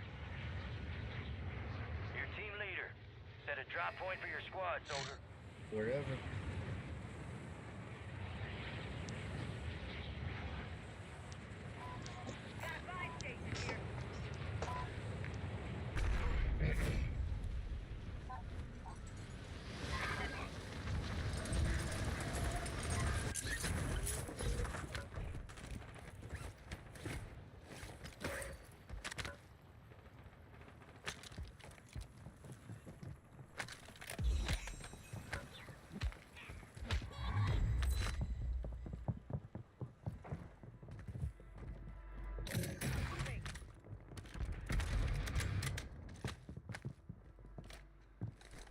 Enemies are dropping into the area. Watch the skies. Hostile airstrike near your location. Hostile mosquito is online.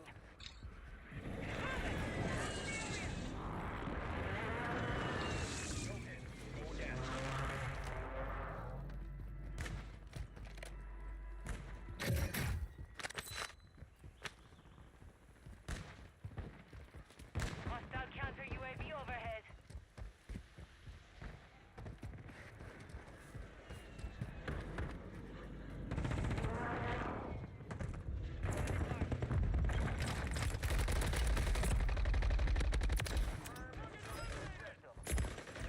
Why is he climbing the ladder?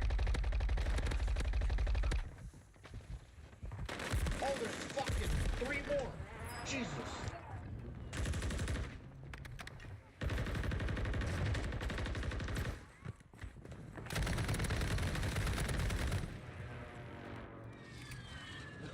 Time for vengeance. You're redeploying.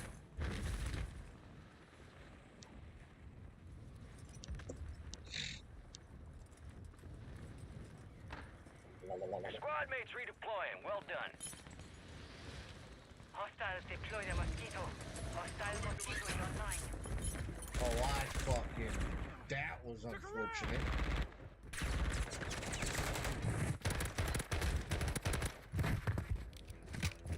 Mark remaining operators from that squad. Hunt them down.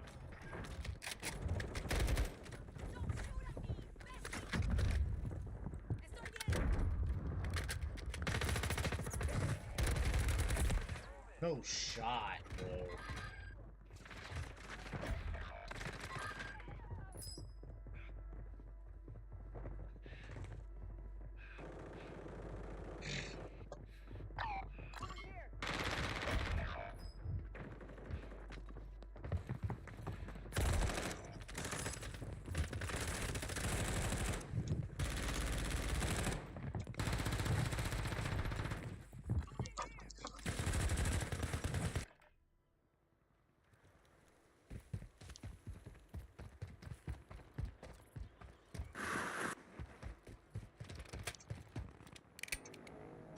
Stand by for redeployment.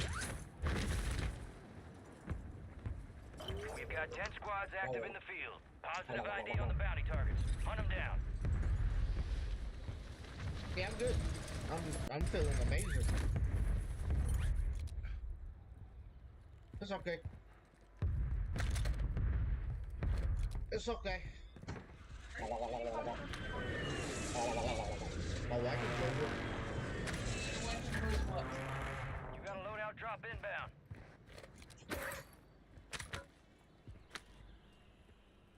We have a loadout drop here. Primary objective complete. All targets eliminated.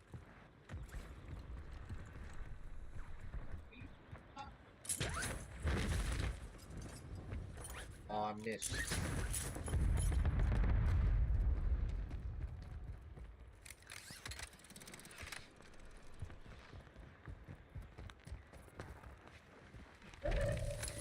Cruiser system move!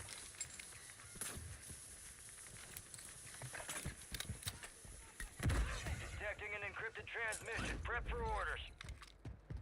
Decrypt the enemy signal by leading an enemy kills.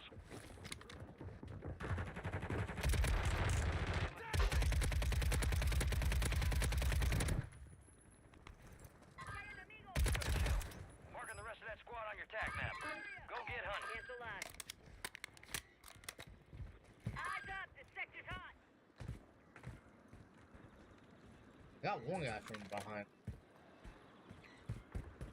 25 remain. Solid work so far. Ammo depot here.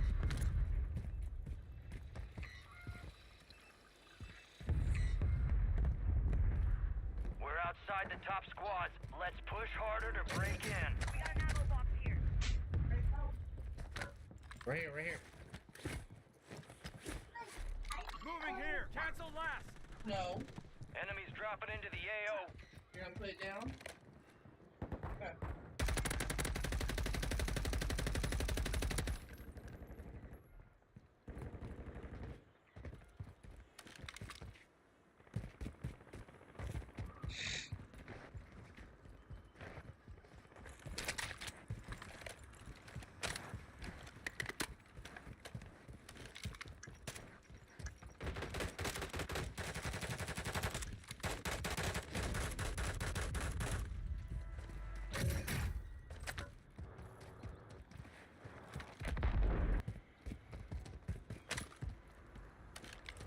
Gas is moving. Enemy territory. Keep it tight.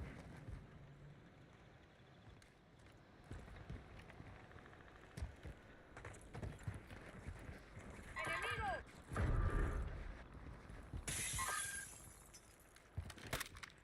Be advised, you still have squad mates outside the safe zone.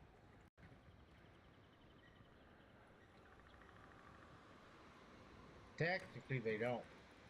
The guy right there. Got one sided here. Got a hostile here. Enemy movement! Moving here! Hey, Lieutenant Dan, is that you? Alright, hold on, hold on.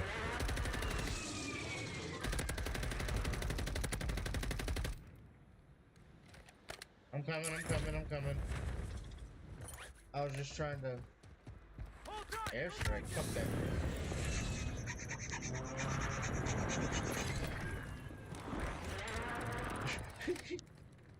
Never leave a fallen comrade. They're across the street. And behind her? What the fuck?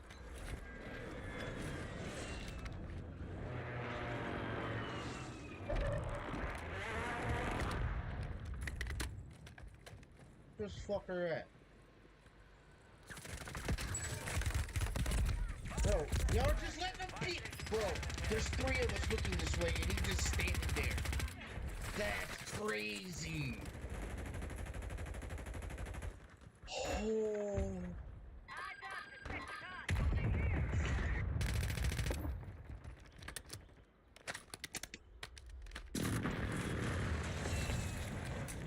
You should have called yours in. Back on my feet. I'm good. That's better. Requesting close air. Target marked. You're getting another chance. Make it count. You need to have a talk with her. I was in the shower. She goes,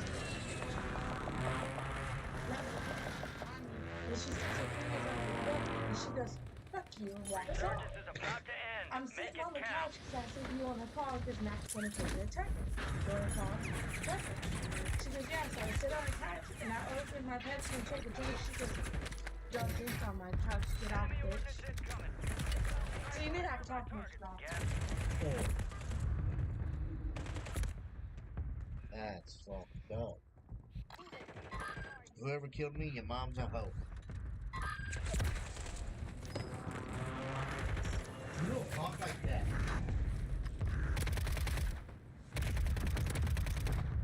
Okay, well, you say it nicely. Okay, you don't be mean. Okay? You go tell her sorry.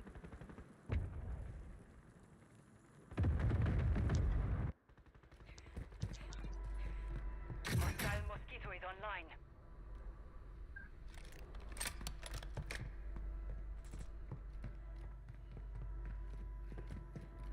Your squad mate's back on station.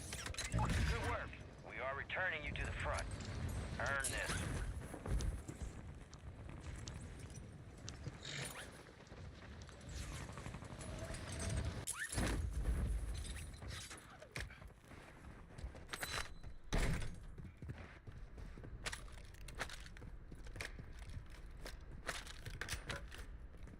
Resurgence has closed. No more second chances.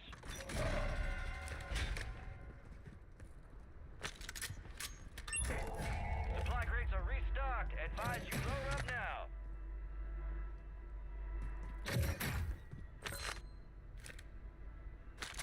Got a custom weapon here.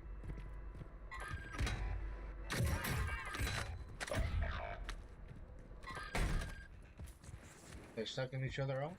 Friendly airstrike in the AO.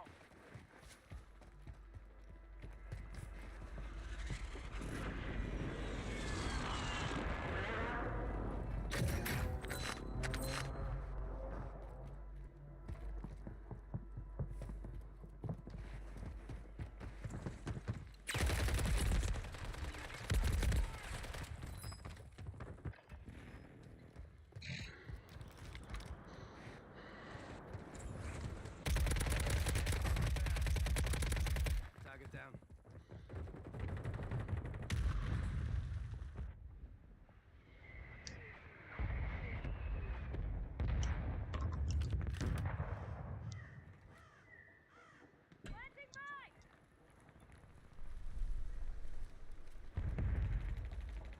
Five squads still operational in the AO.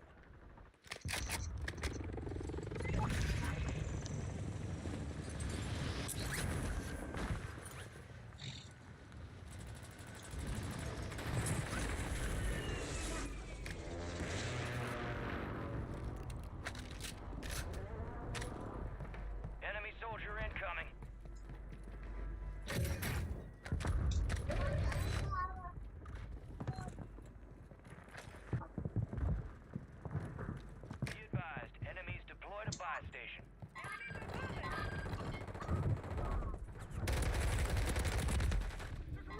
There's one.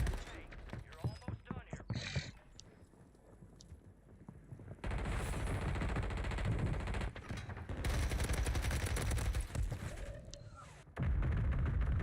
Three squads left in the war zone. Stay alert.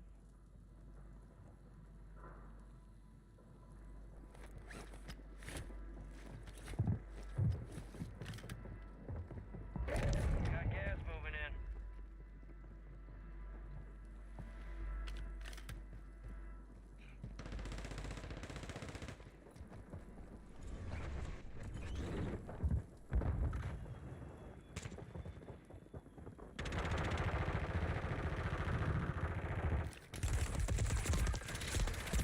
Four remain. Finish the job.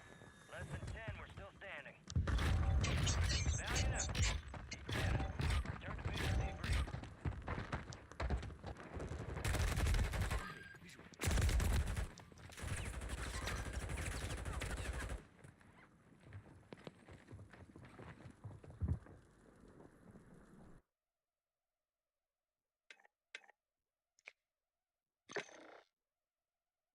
Hey, we can do either battle royale or some trios, but unless we got a fourth, we might not want to play that. Because that guy didn't know what the fuck he was talking about. Thank you for the follow, all hell Tom. Thank you, thank you, thank you, thank you. Envious, let's go, baby.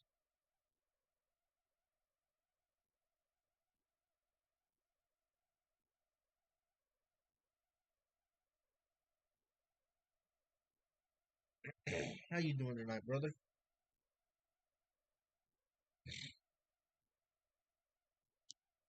I don't even have any TV shit on.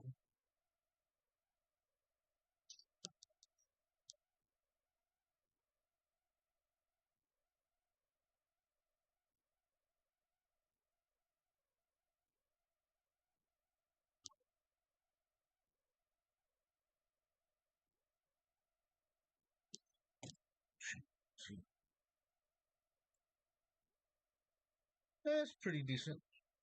I'm gonna play a few games with my buddies, and then I'm gonna play a little bit of MLB The Show.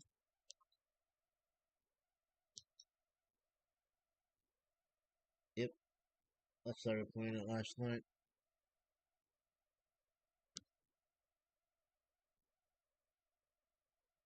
It's free for Xbox if you have Game Pass.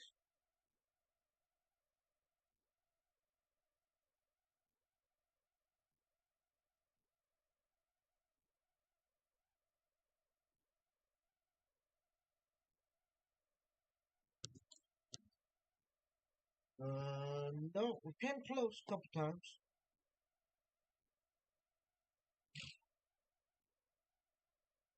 Alright.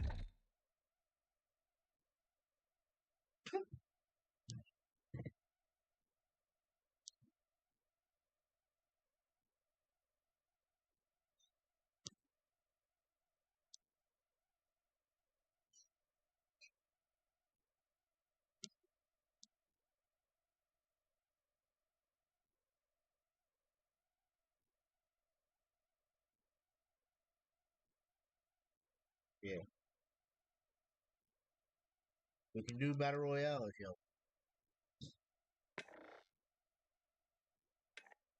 better than me.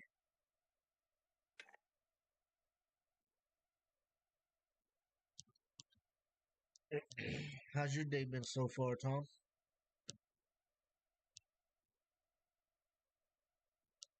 I can't hear that.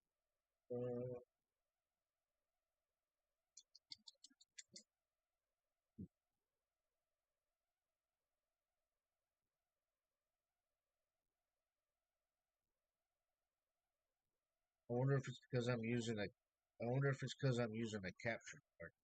That's why you can't hear. Yeah, the stream can only hear me, not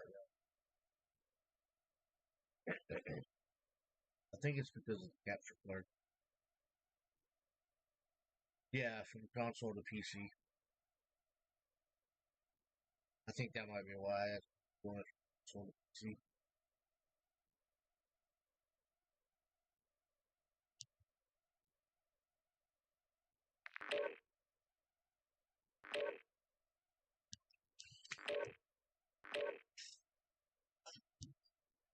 I'm not sure.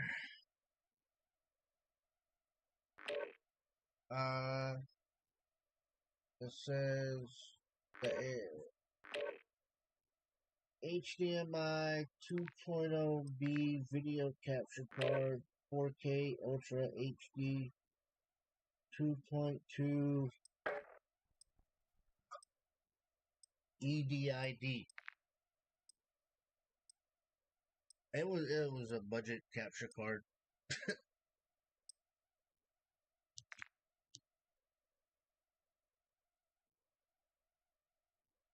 I wonder if it's because I only have the game to where you hear. I don't know. Maybe I'm tripping.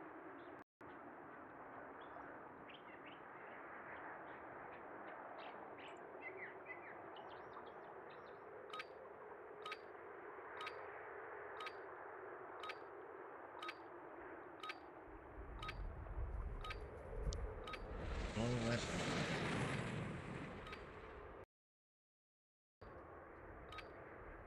hey. Gear up fast, we're about to get evil. I mean, it has an input, an output, a USB. It has a mic thingy and a headphone thingy. But the headset that I have is a Bluetooth headset, and it connects straight to my Xbox.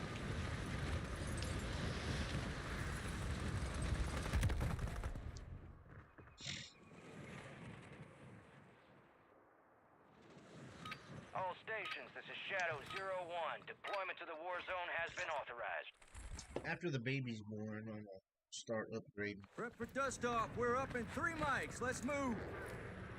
Here we are. Head shed gave the green light. We're deploying you to the front lines. Gear up. Grab your chutes. Rules of engagement are simple. Weapons free on all threats. Thank you, thank you. Yeah, this will be the I'll see you on the other third side. girl. I have Your team leader. one boy. Set a drop point for your squad, soldier. Keep clear of that gas. Get to the safe zone.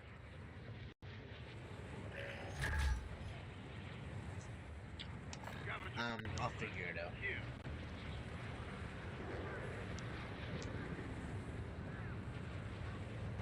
Because I know when I did it the old way without the capture card, y'all could hear them.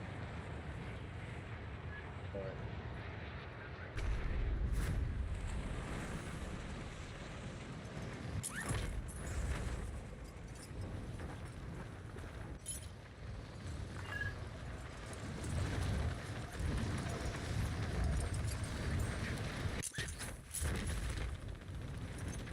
I'm coming.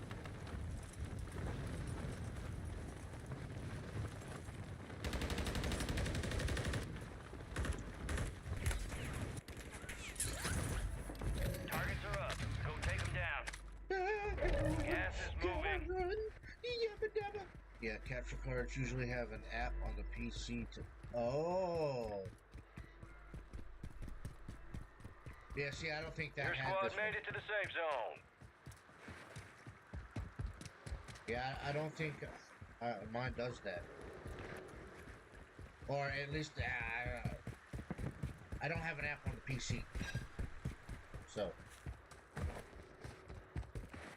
I got mine off of Amazon for like $50, I think. So it was just so I could start streaming.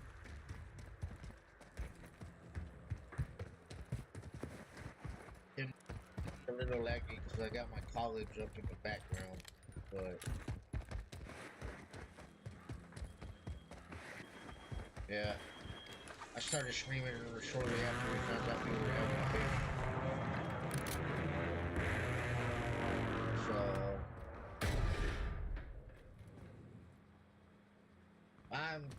I'm talking to the stream, so I'm not trying to fuck y'all up.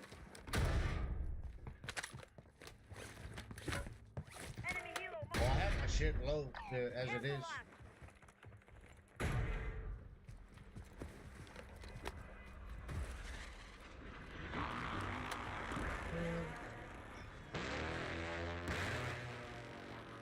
We got a king behind us. He's over here. Moving! Wow. He's right here. He's just chilling Moving in here. that building. You want to fuck with him? Oh, yeah. Well, show for show. Like, once I start, like, kicking off and getting a bunch of following and got a bunch more subscribers coming in, then I gonna slowly start upgrading. There's a guy on the other side of the wall. Moving!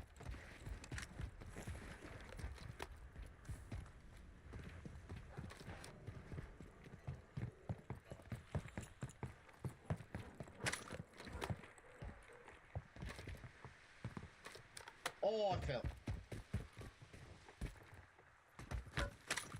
I'll take the number, though.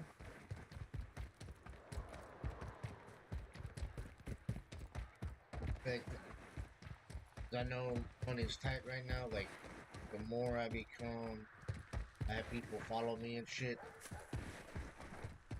the more I'll be able to upgrade, like, faster.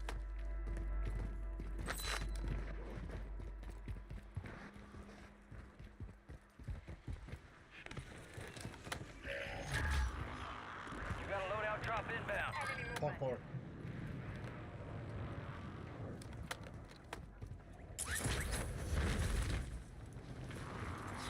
Hello? Gas is What closing are you in. doing, senor? Senor! Come out wherever you are!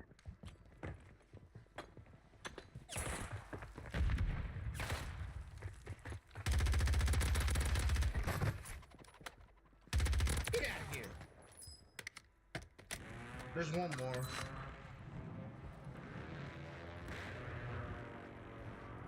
Oh, there's two! I got one down. There's two. One more. He's reviving his boy. Right there! Moving here! Scratch that! In the bathroom.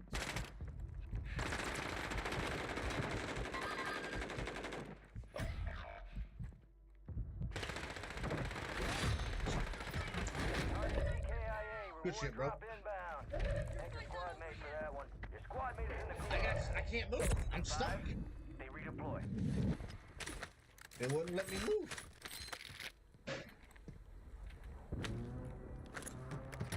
Ammo here! Some of your squad's outside the safe zone.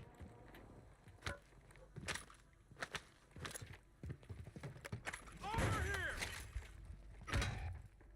We'll buy you back. We got plenty of money. Your squad mate failed their mission. They're headed back to base. Give me a second. Where's it at? Okay. Huh. Yeah. That's why I'm trying to hurry.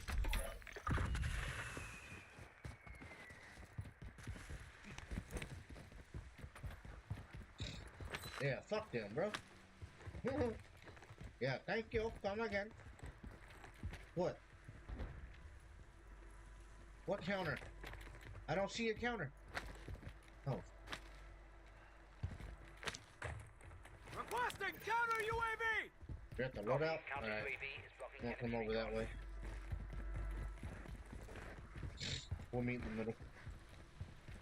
Is it laggy at all, Tom? The stream?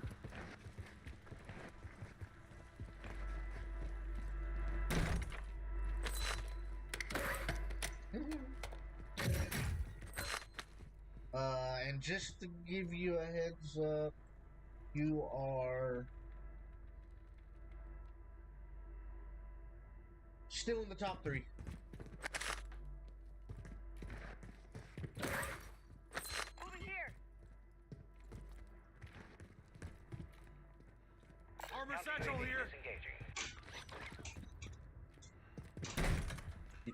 I remember you telling me to keep you posted. You're still in the top 3.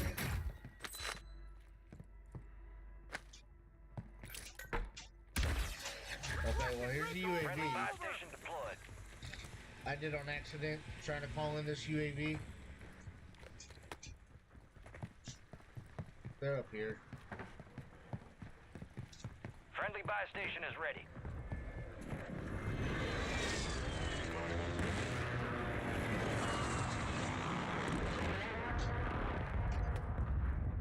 Be advised, UAV is exiting the AO.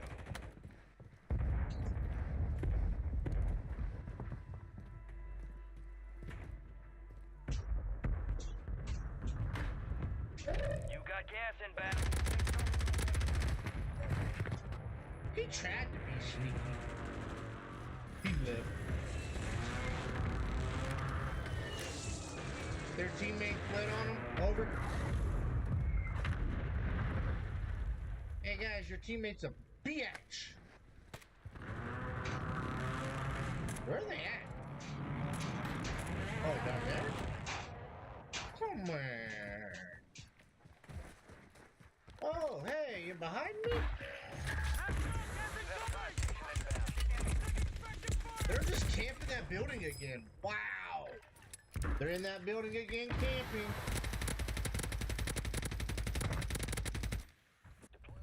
That's crazy.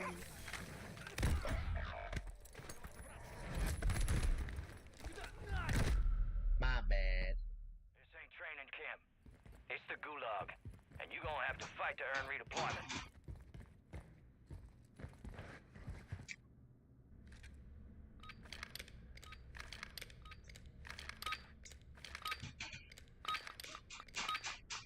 Died to a pussy little ass shit. That's funny.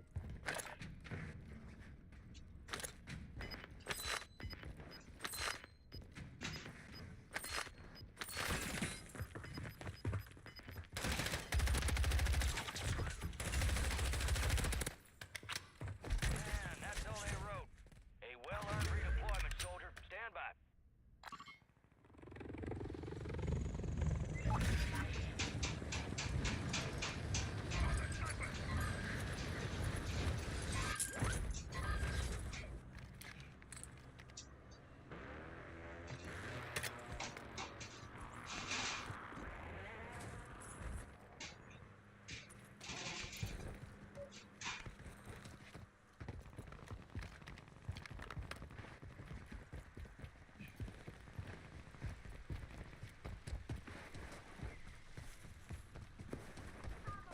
We got an ammo box here.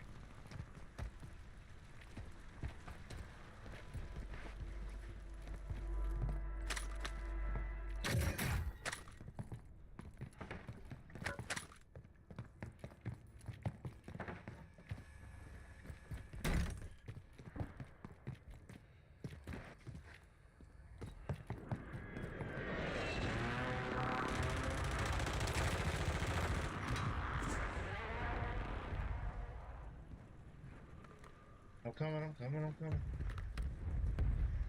Tossing smoke grenades! Gonna make it, bud! Contact incoming!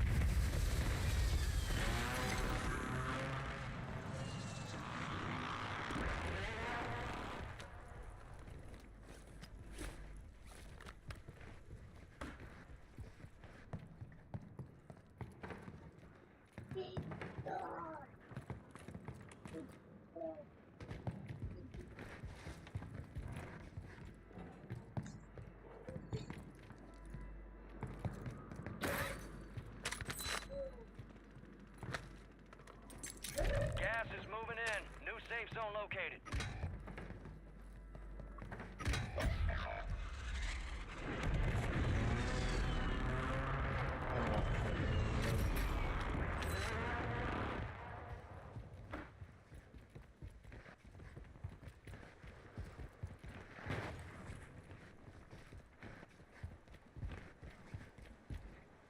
Go getting him. There's a team over there. Moving!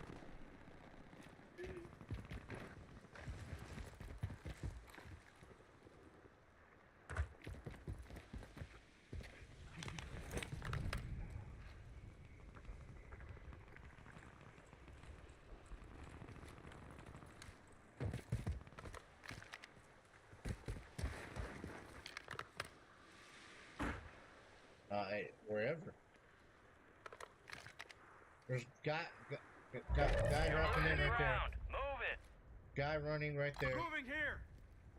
Got a scavenger contract here. Move to the safe zone.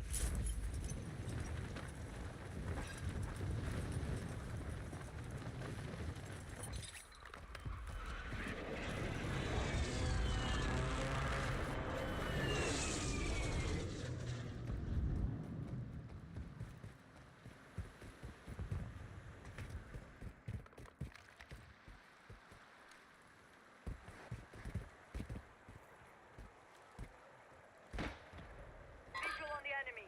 They're at the buy. Enemy soldier incoming.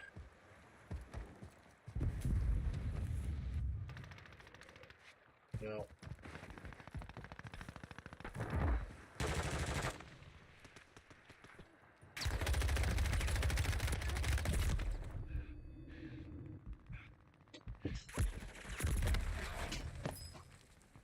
Throwing Semtex.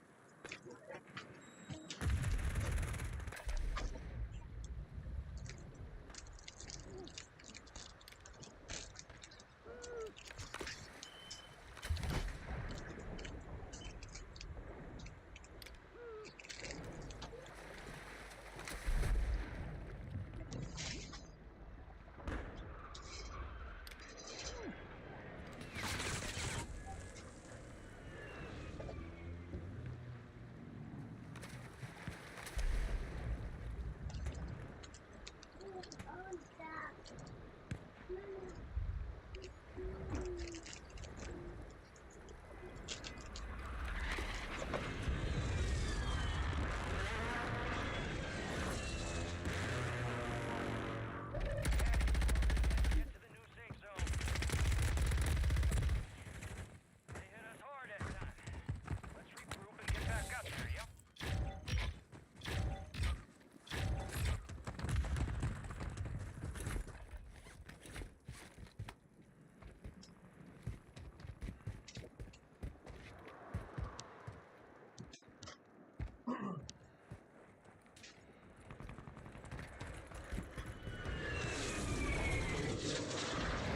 SMG round.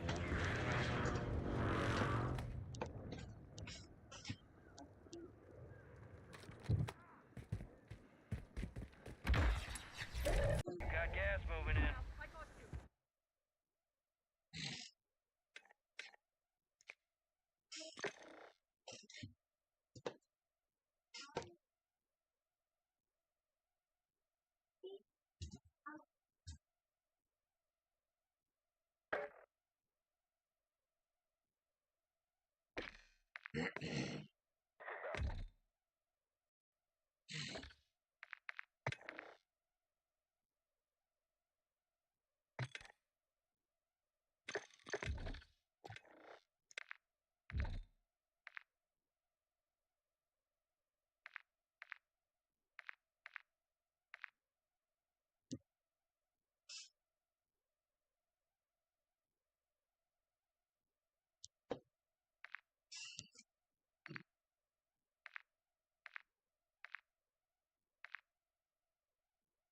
I'll be right back. Gotta grab a drink.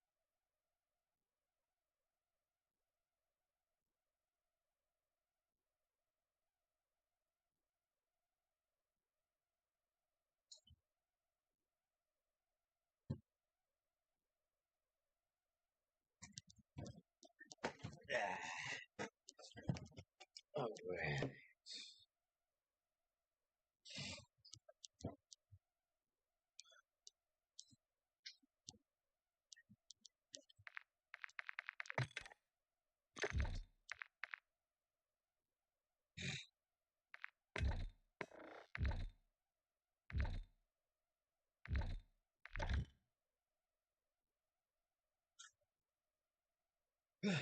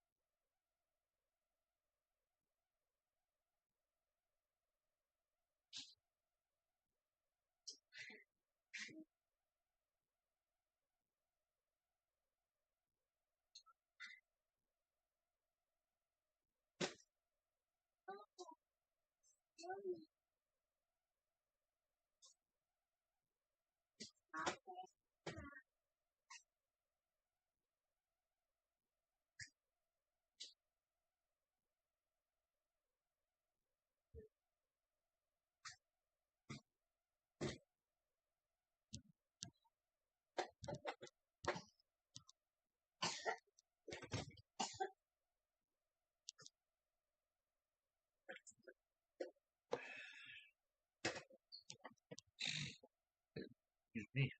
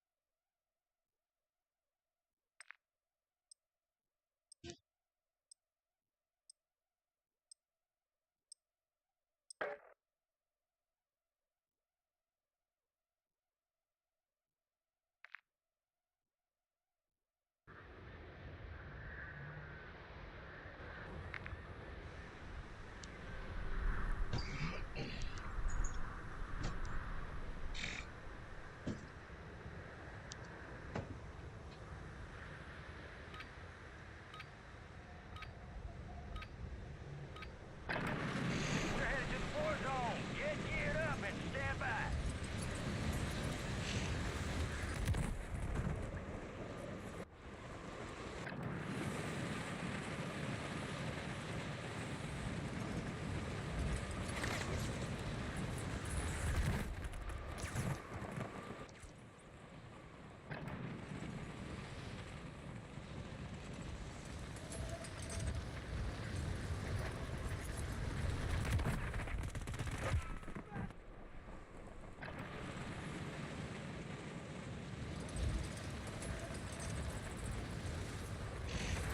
Enemy soldier incoming.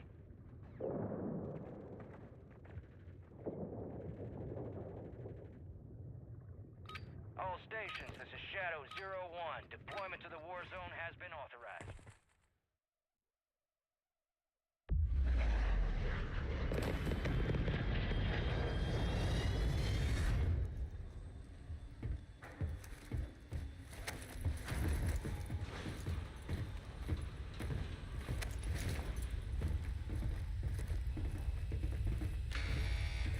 Jump in 5, get ready!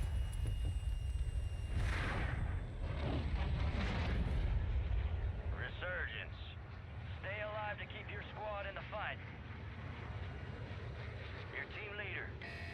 Drop point for your squad, soldier.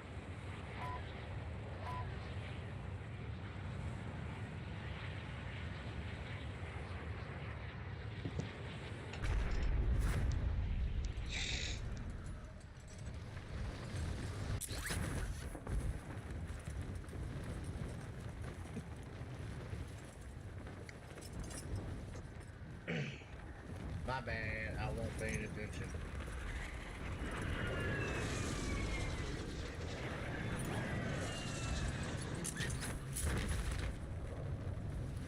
I'm coming up.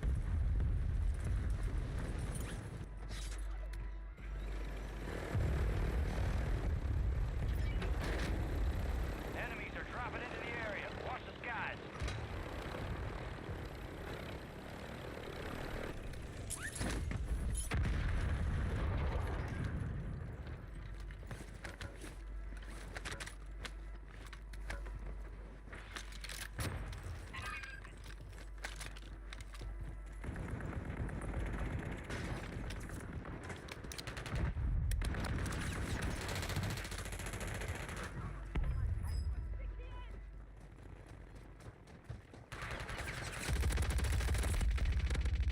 Good. Use your attack map to hunt down the rest of them.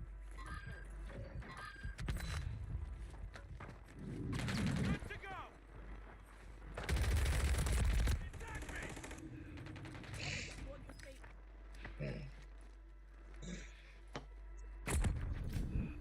Gracias, señor.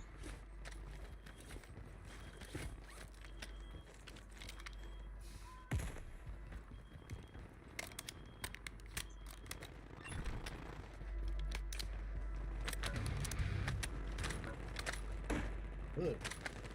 Yo, boy.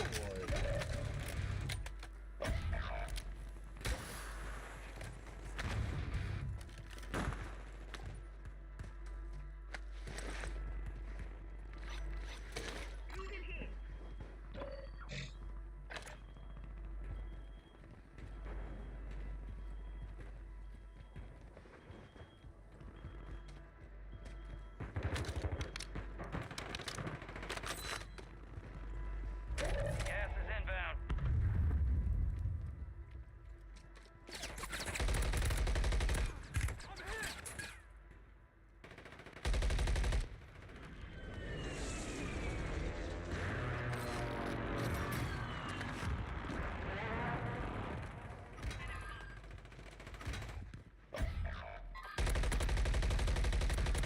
Kill. Marking the rest of that squad on your attack map. Get hunting. Head to the safe I zone. have been. I'm getting stitched up!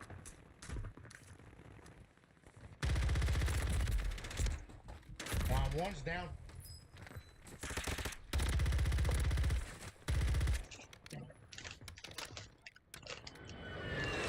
Another chance. Make it count.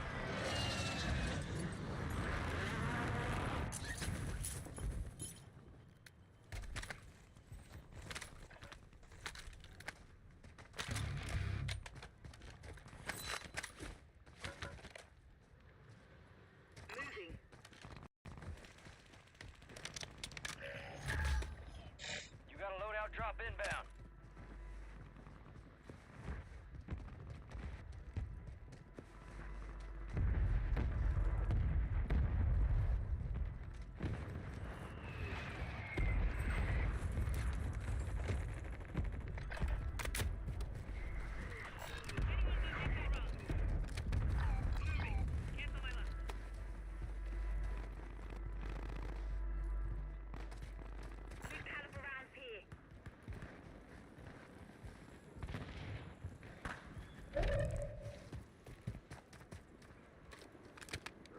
Enemy visual! We breached the enemy's network. Locate their uplink stations and download their intel before they lock us out.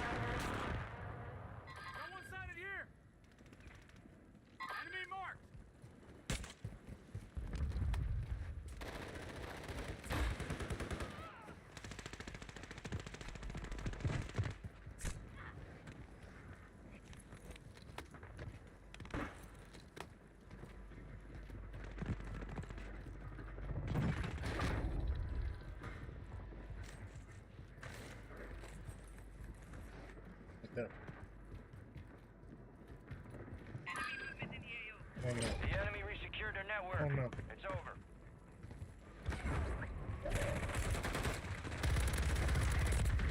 Fucking pussies. Just fucking. Why do people just sit there?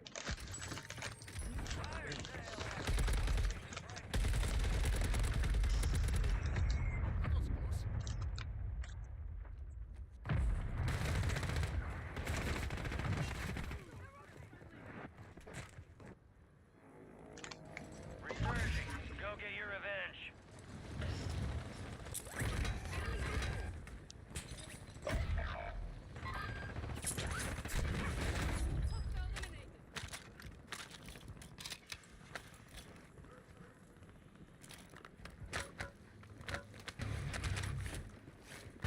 You've got reinforcements inbound.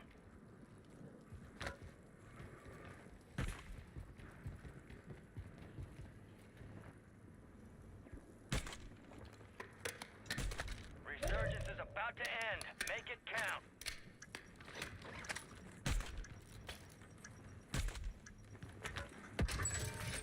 Fire sale's over.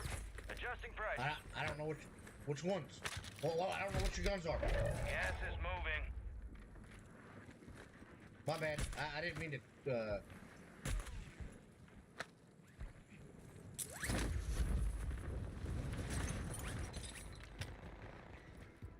Move to the safe zone.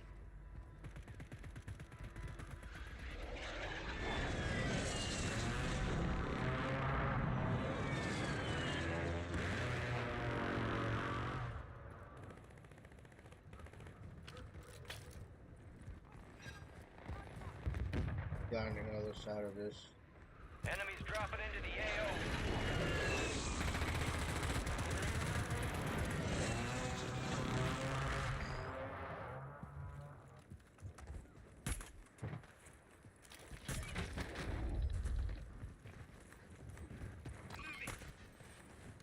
There's another one.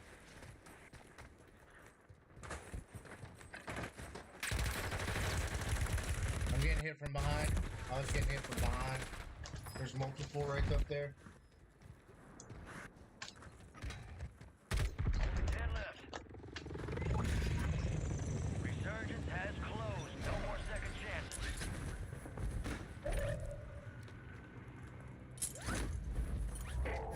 Supply crates are restocked. Advise you load up now.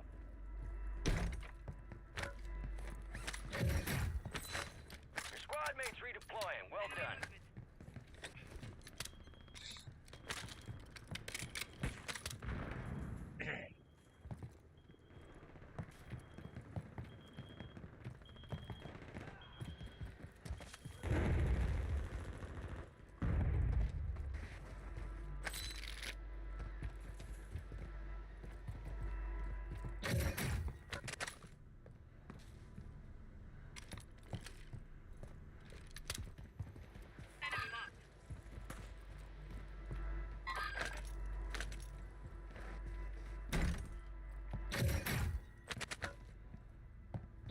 You're losing ground. Move it.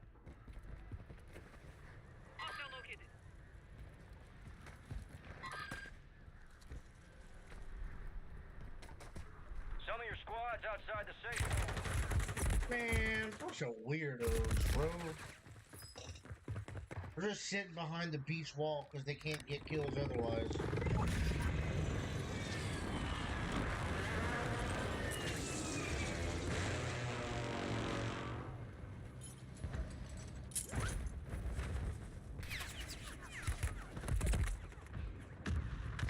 Still there like a bitch.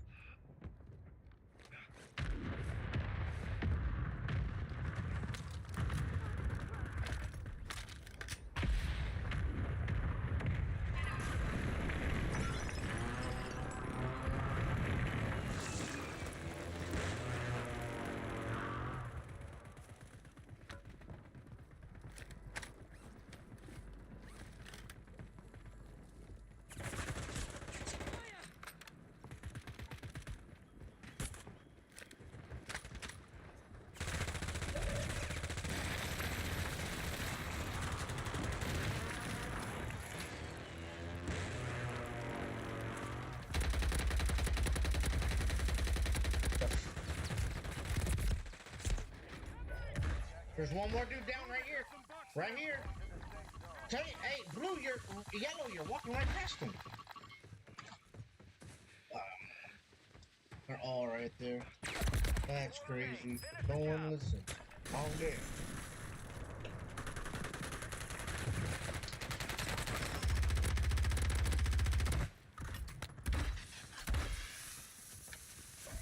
I don't get it. I called that motherfucker out.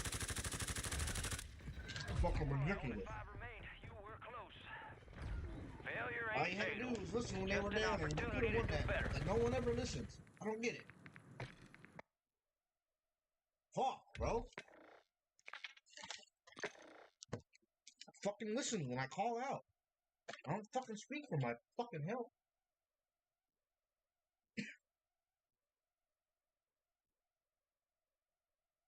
God damn.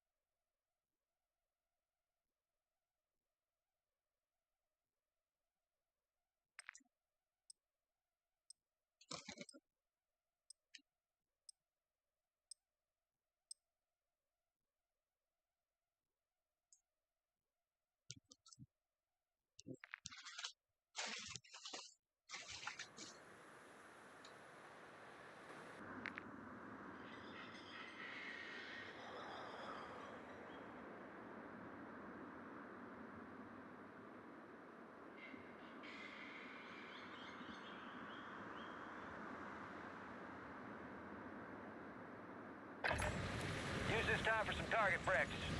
Real thing's coming soon.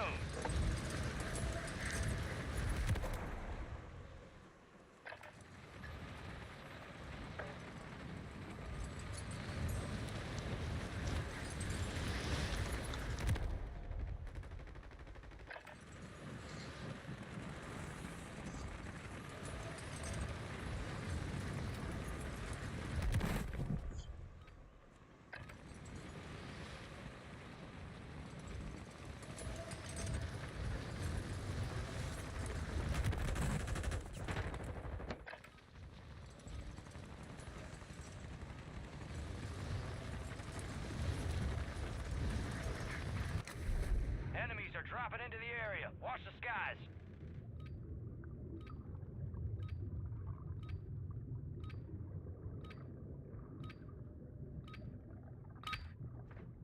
Playtime's over. Stand by for deployment to the war zone. Let's get that bird spinning. Finish up. We're airborne in 3. There you are. We got the green light. You're going to the war zone. Grab your gear and shoot. You're up in 3. Rules of engagement are simple. Weapons free on all threats.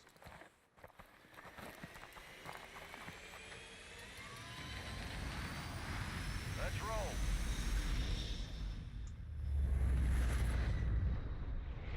Resurgence. Survive and your team can redeploy. Eliminate targets to bring them back faster.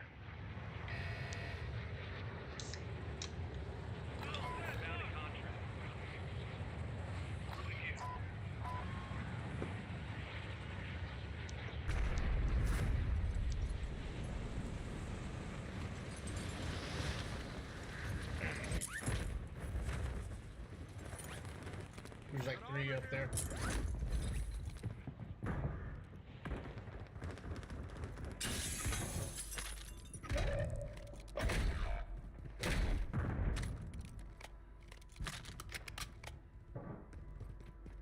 Got reinforcements inbound. You're being tracked by an enemy squad. Evade and survive.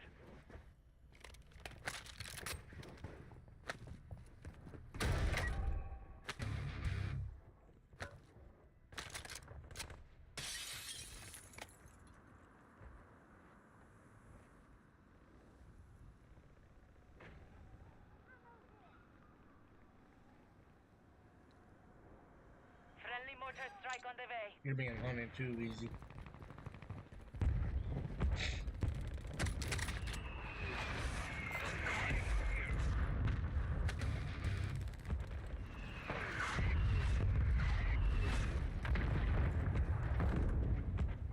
Moving here. Scratch that.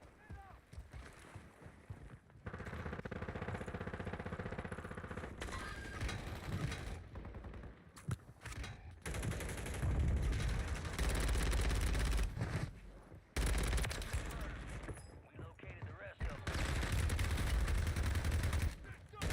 Oh my god! Well done. They pinched us. Damn.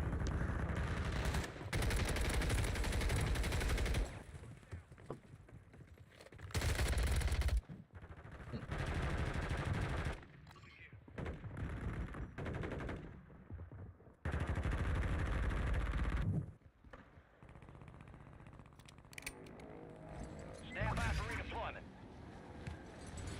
Squad mates back on station. Good work. Gas is inbound.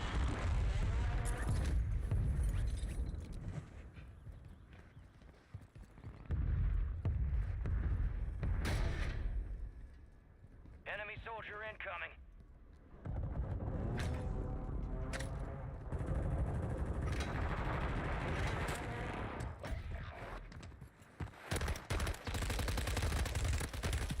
Soy de mosquito. Squad made it to the safe zone. Squad mates redeploying. Well done. All right, enough chirping out of Target here. down. Marking the rest of them.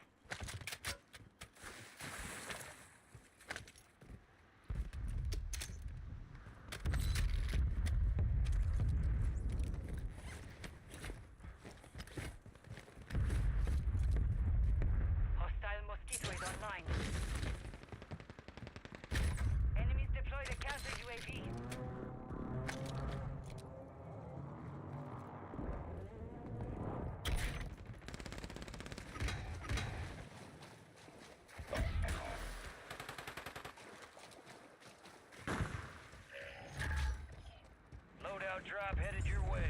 Enemies dropping into the AO. Friendly Guardian is active. Friendly Guardian inbound.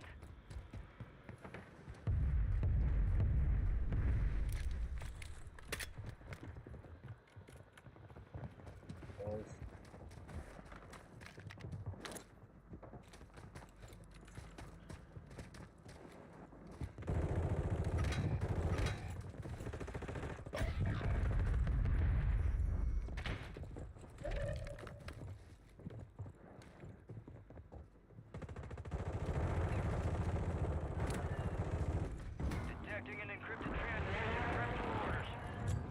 Select the highest stockpile of cash. He just knew I was coming around that corner? That's crazy. Hostile Guardian has been deployed. That's crazy.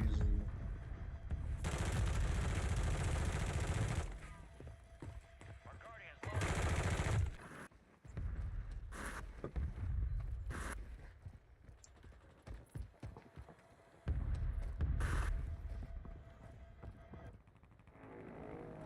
You're back on station. Go get after it. You got reinforcements inbound.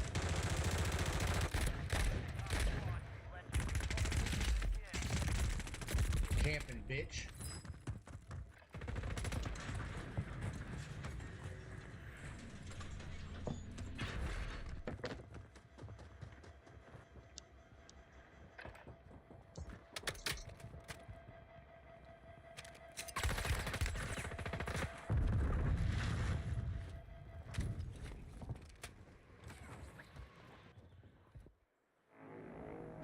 Time for vengeance. You're redeploying.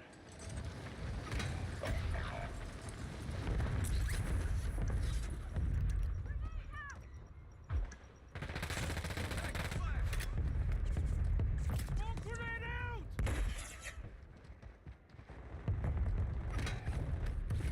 Hostile Guardian is active.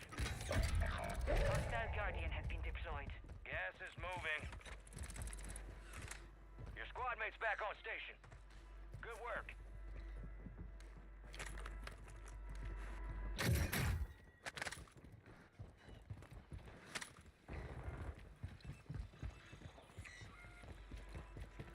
You got reinforcements inbound. Access granted.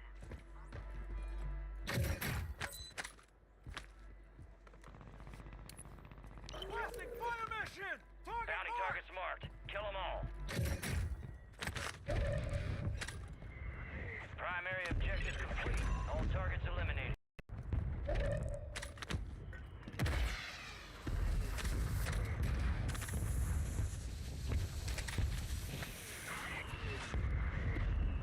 No hit, shots missed.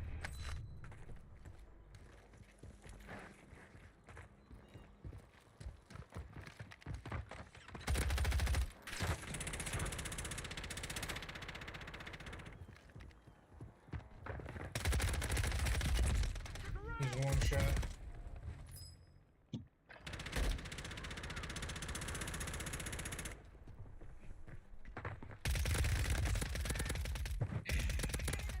Enemy down!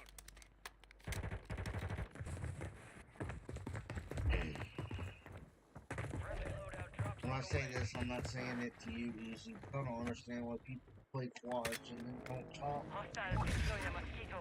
We are returning you to the front. Earn this. Fire sale is active. Buy station. So many. I'm hit!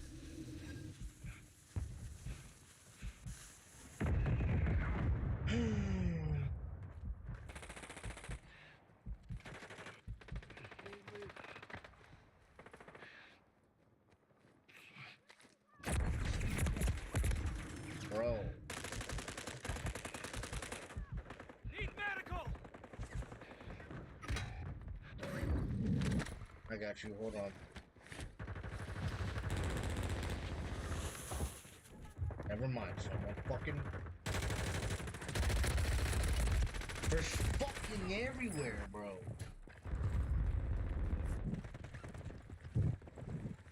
Resurgence window is ending. Watch your six.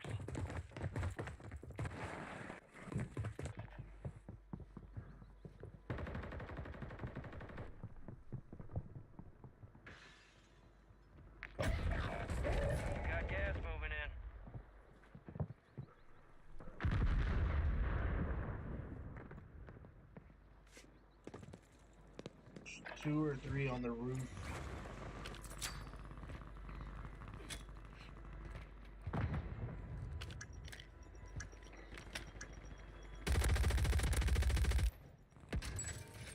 Get ready. You're redeploying.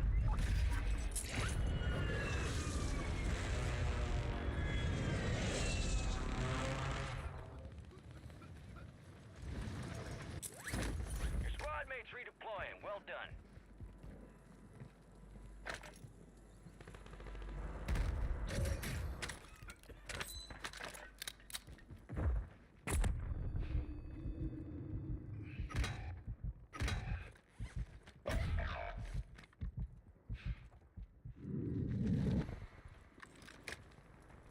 Moving! He's right behind you, Jake. Took a round!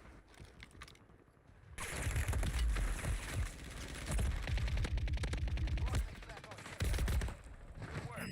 Resurgence has been deactivated. This is the end game.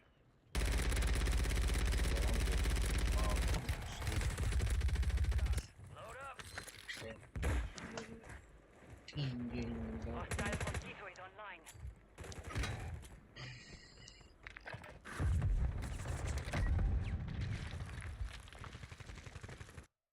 Fucking not talk. Not fucking deal with not talk. Alright, stream. That game just ruined my whole fucking mood. I appreciate everybody that tuned in. I appreciate the new follows. Tom, all hail Tom. Appreciate it, brother. And I will be back on tomorrow evening. Hope y'all have a wonderful night. Love y'all.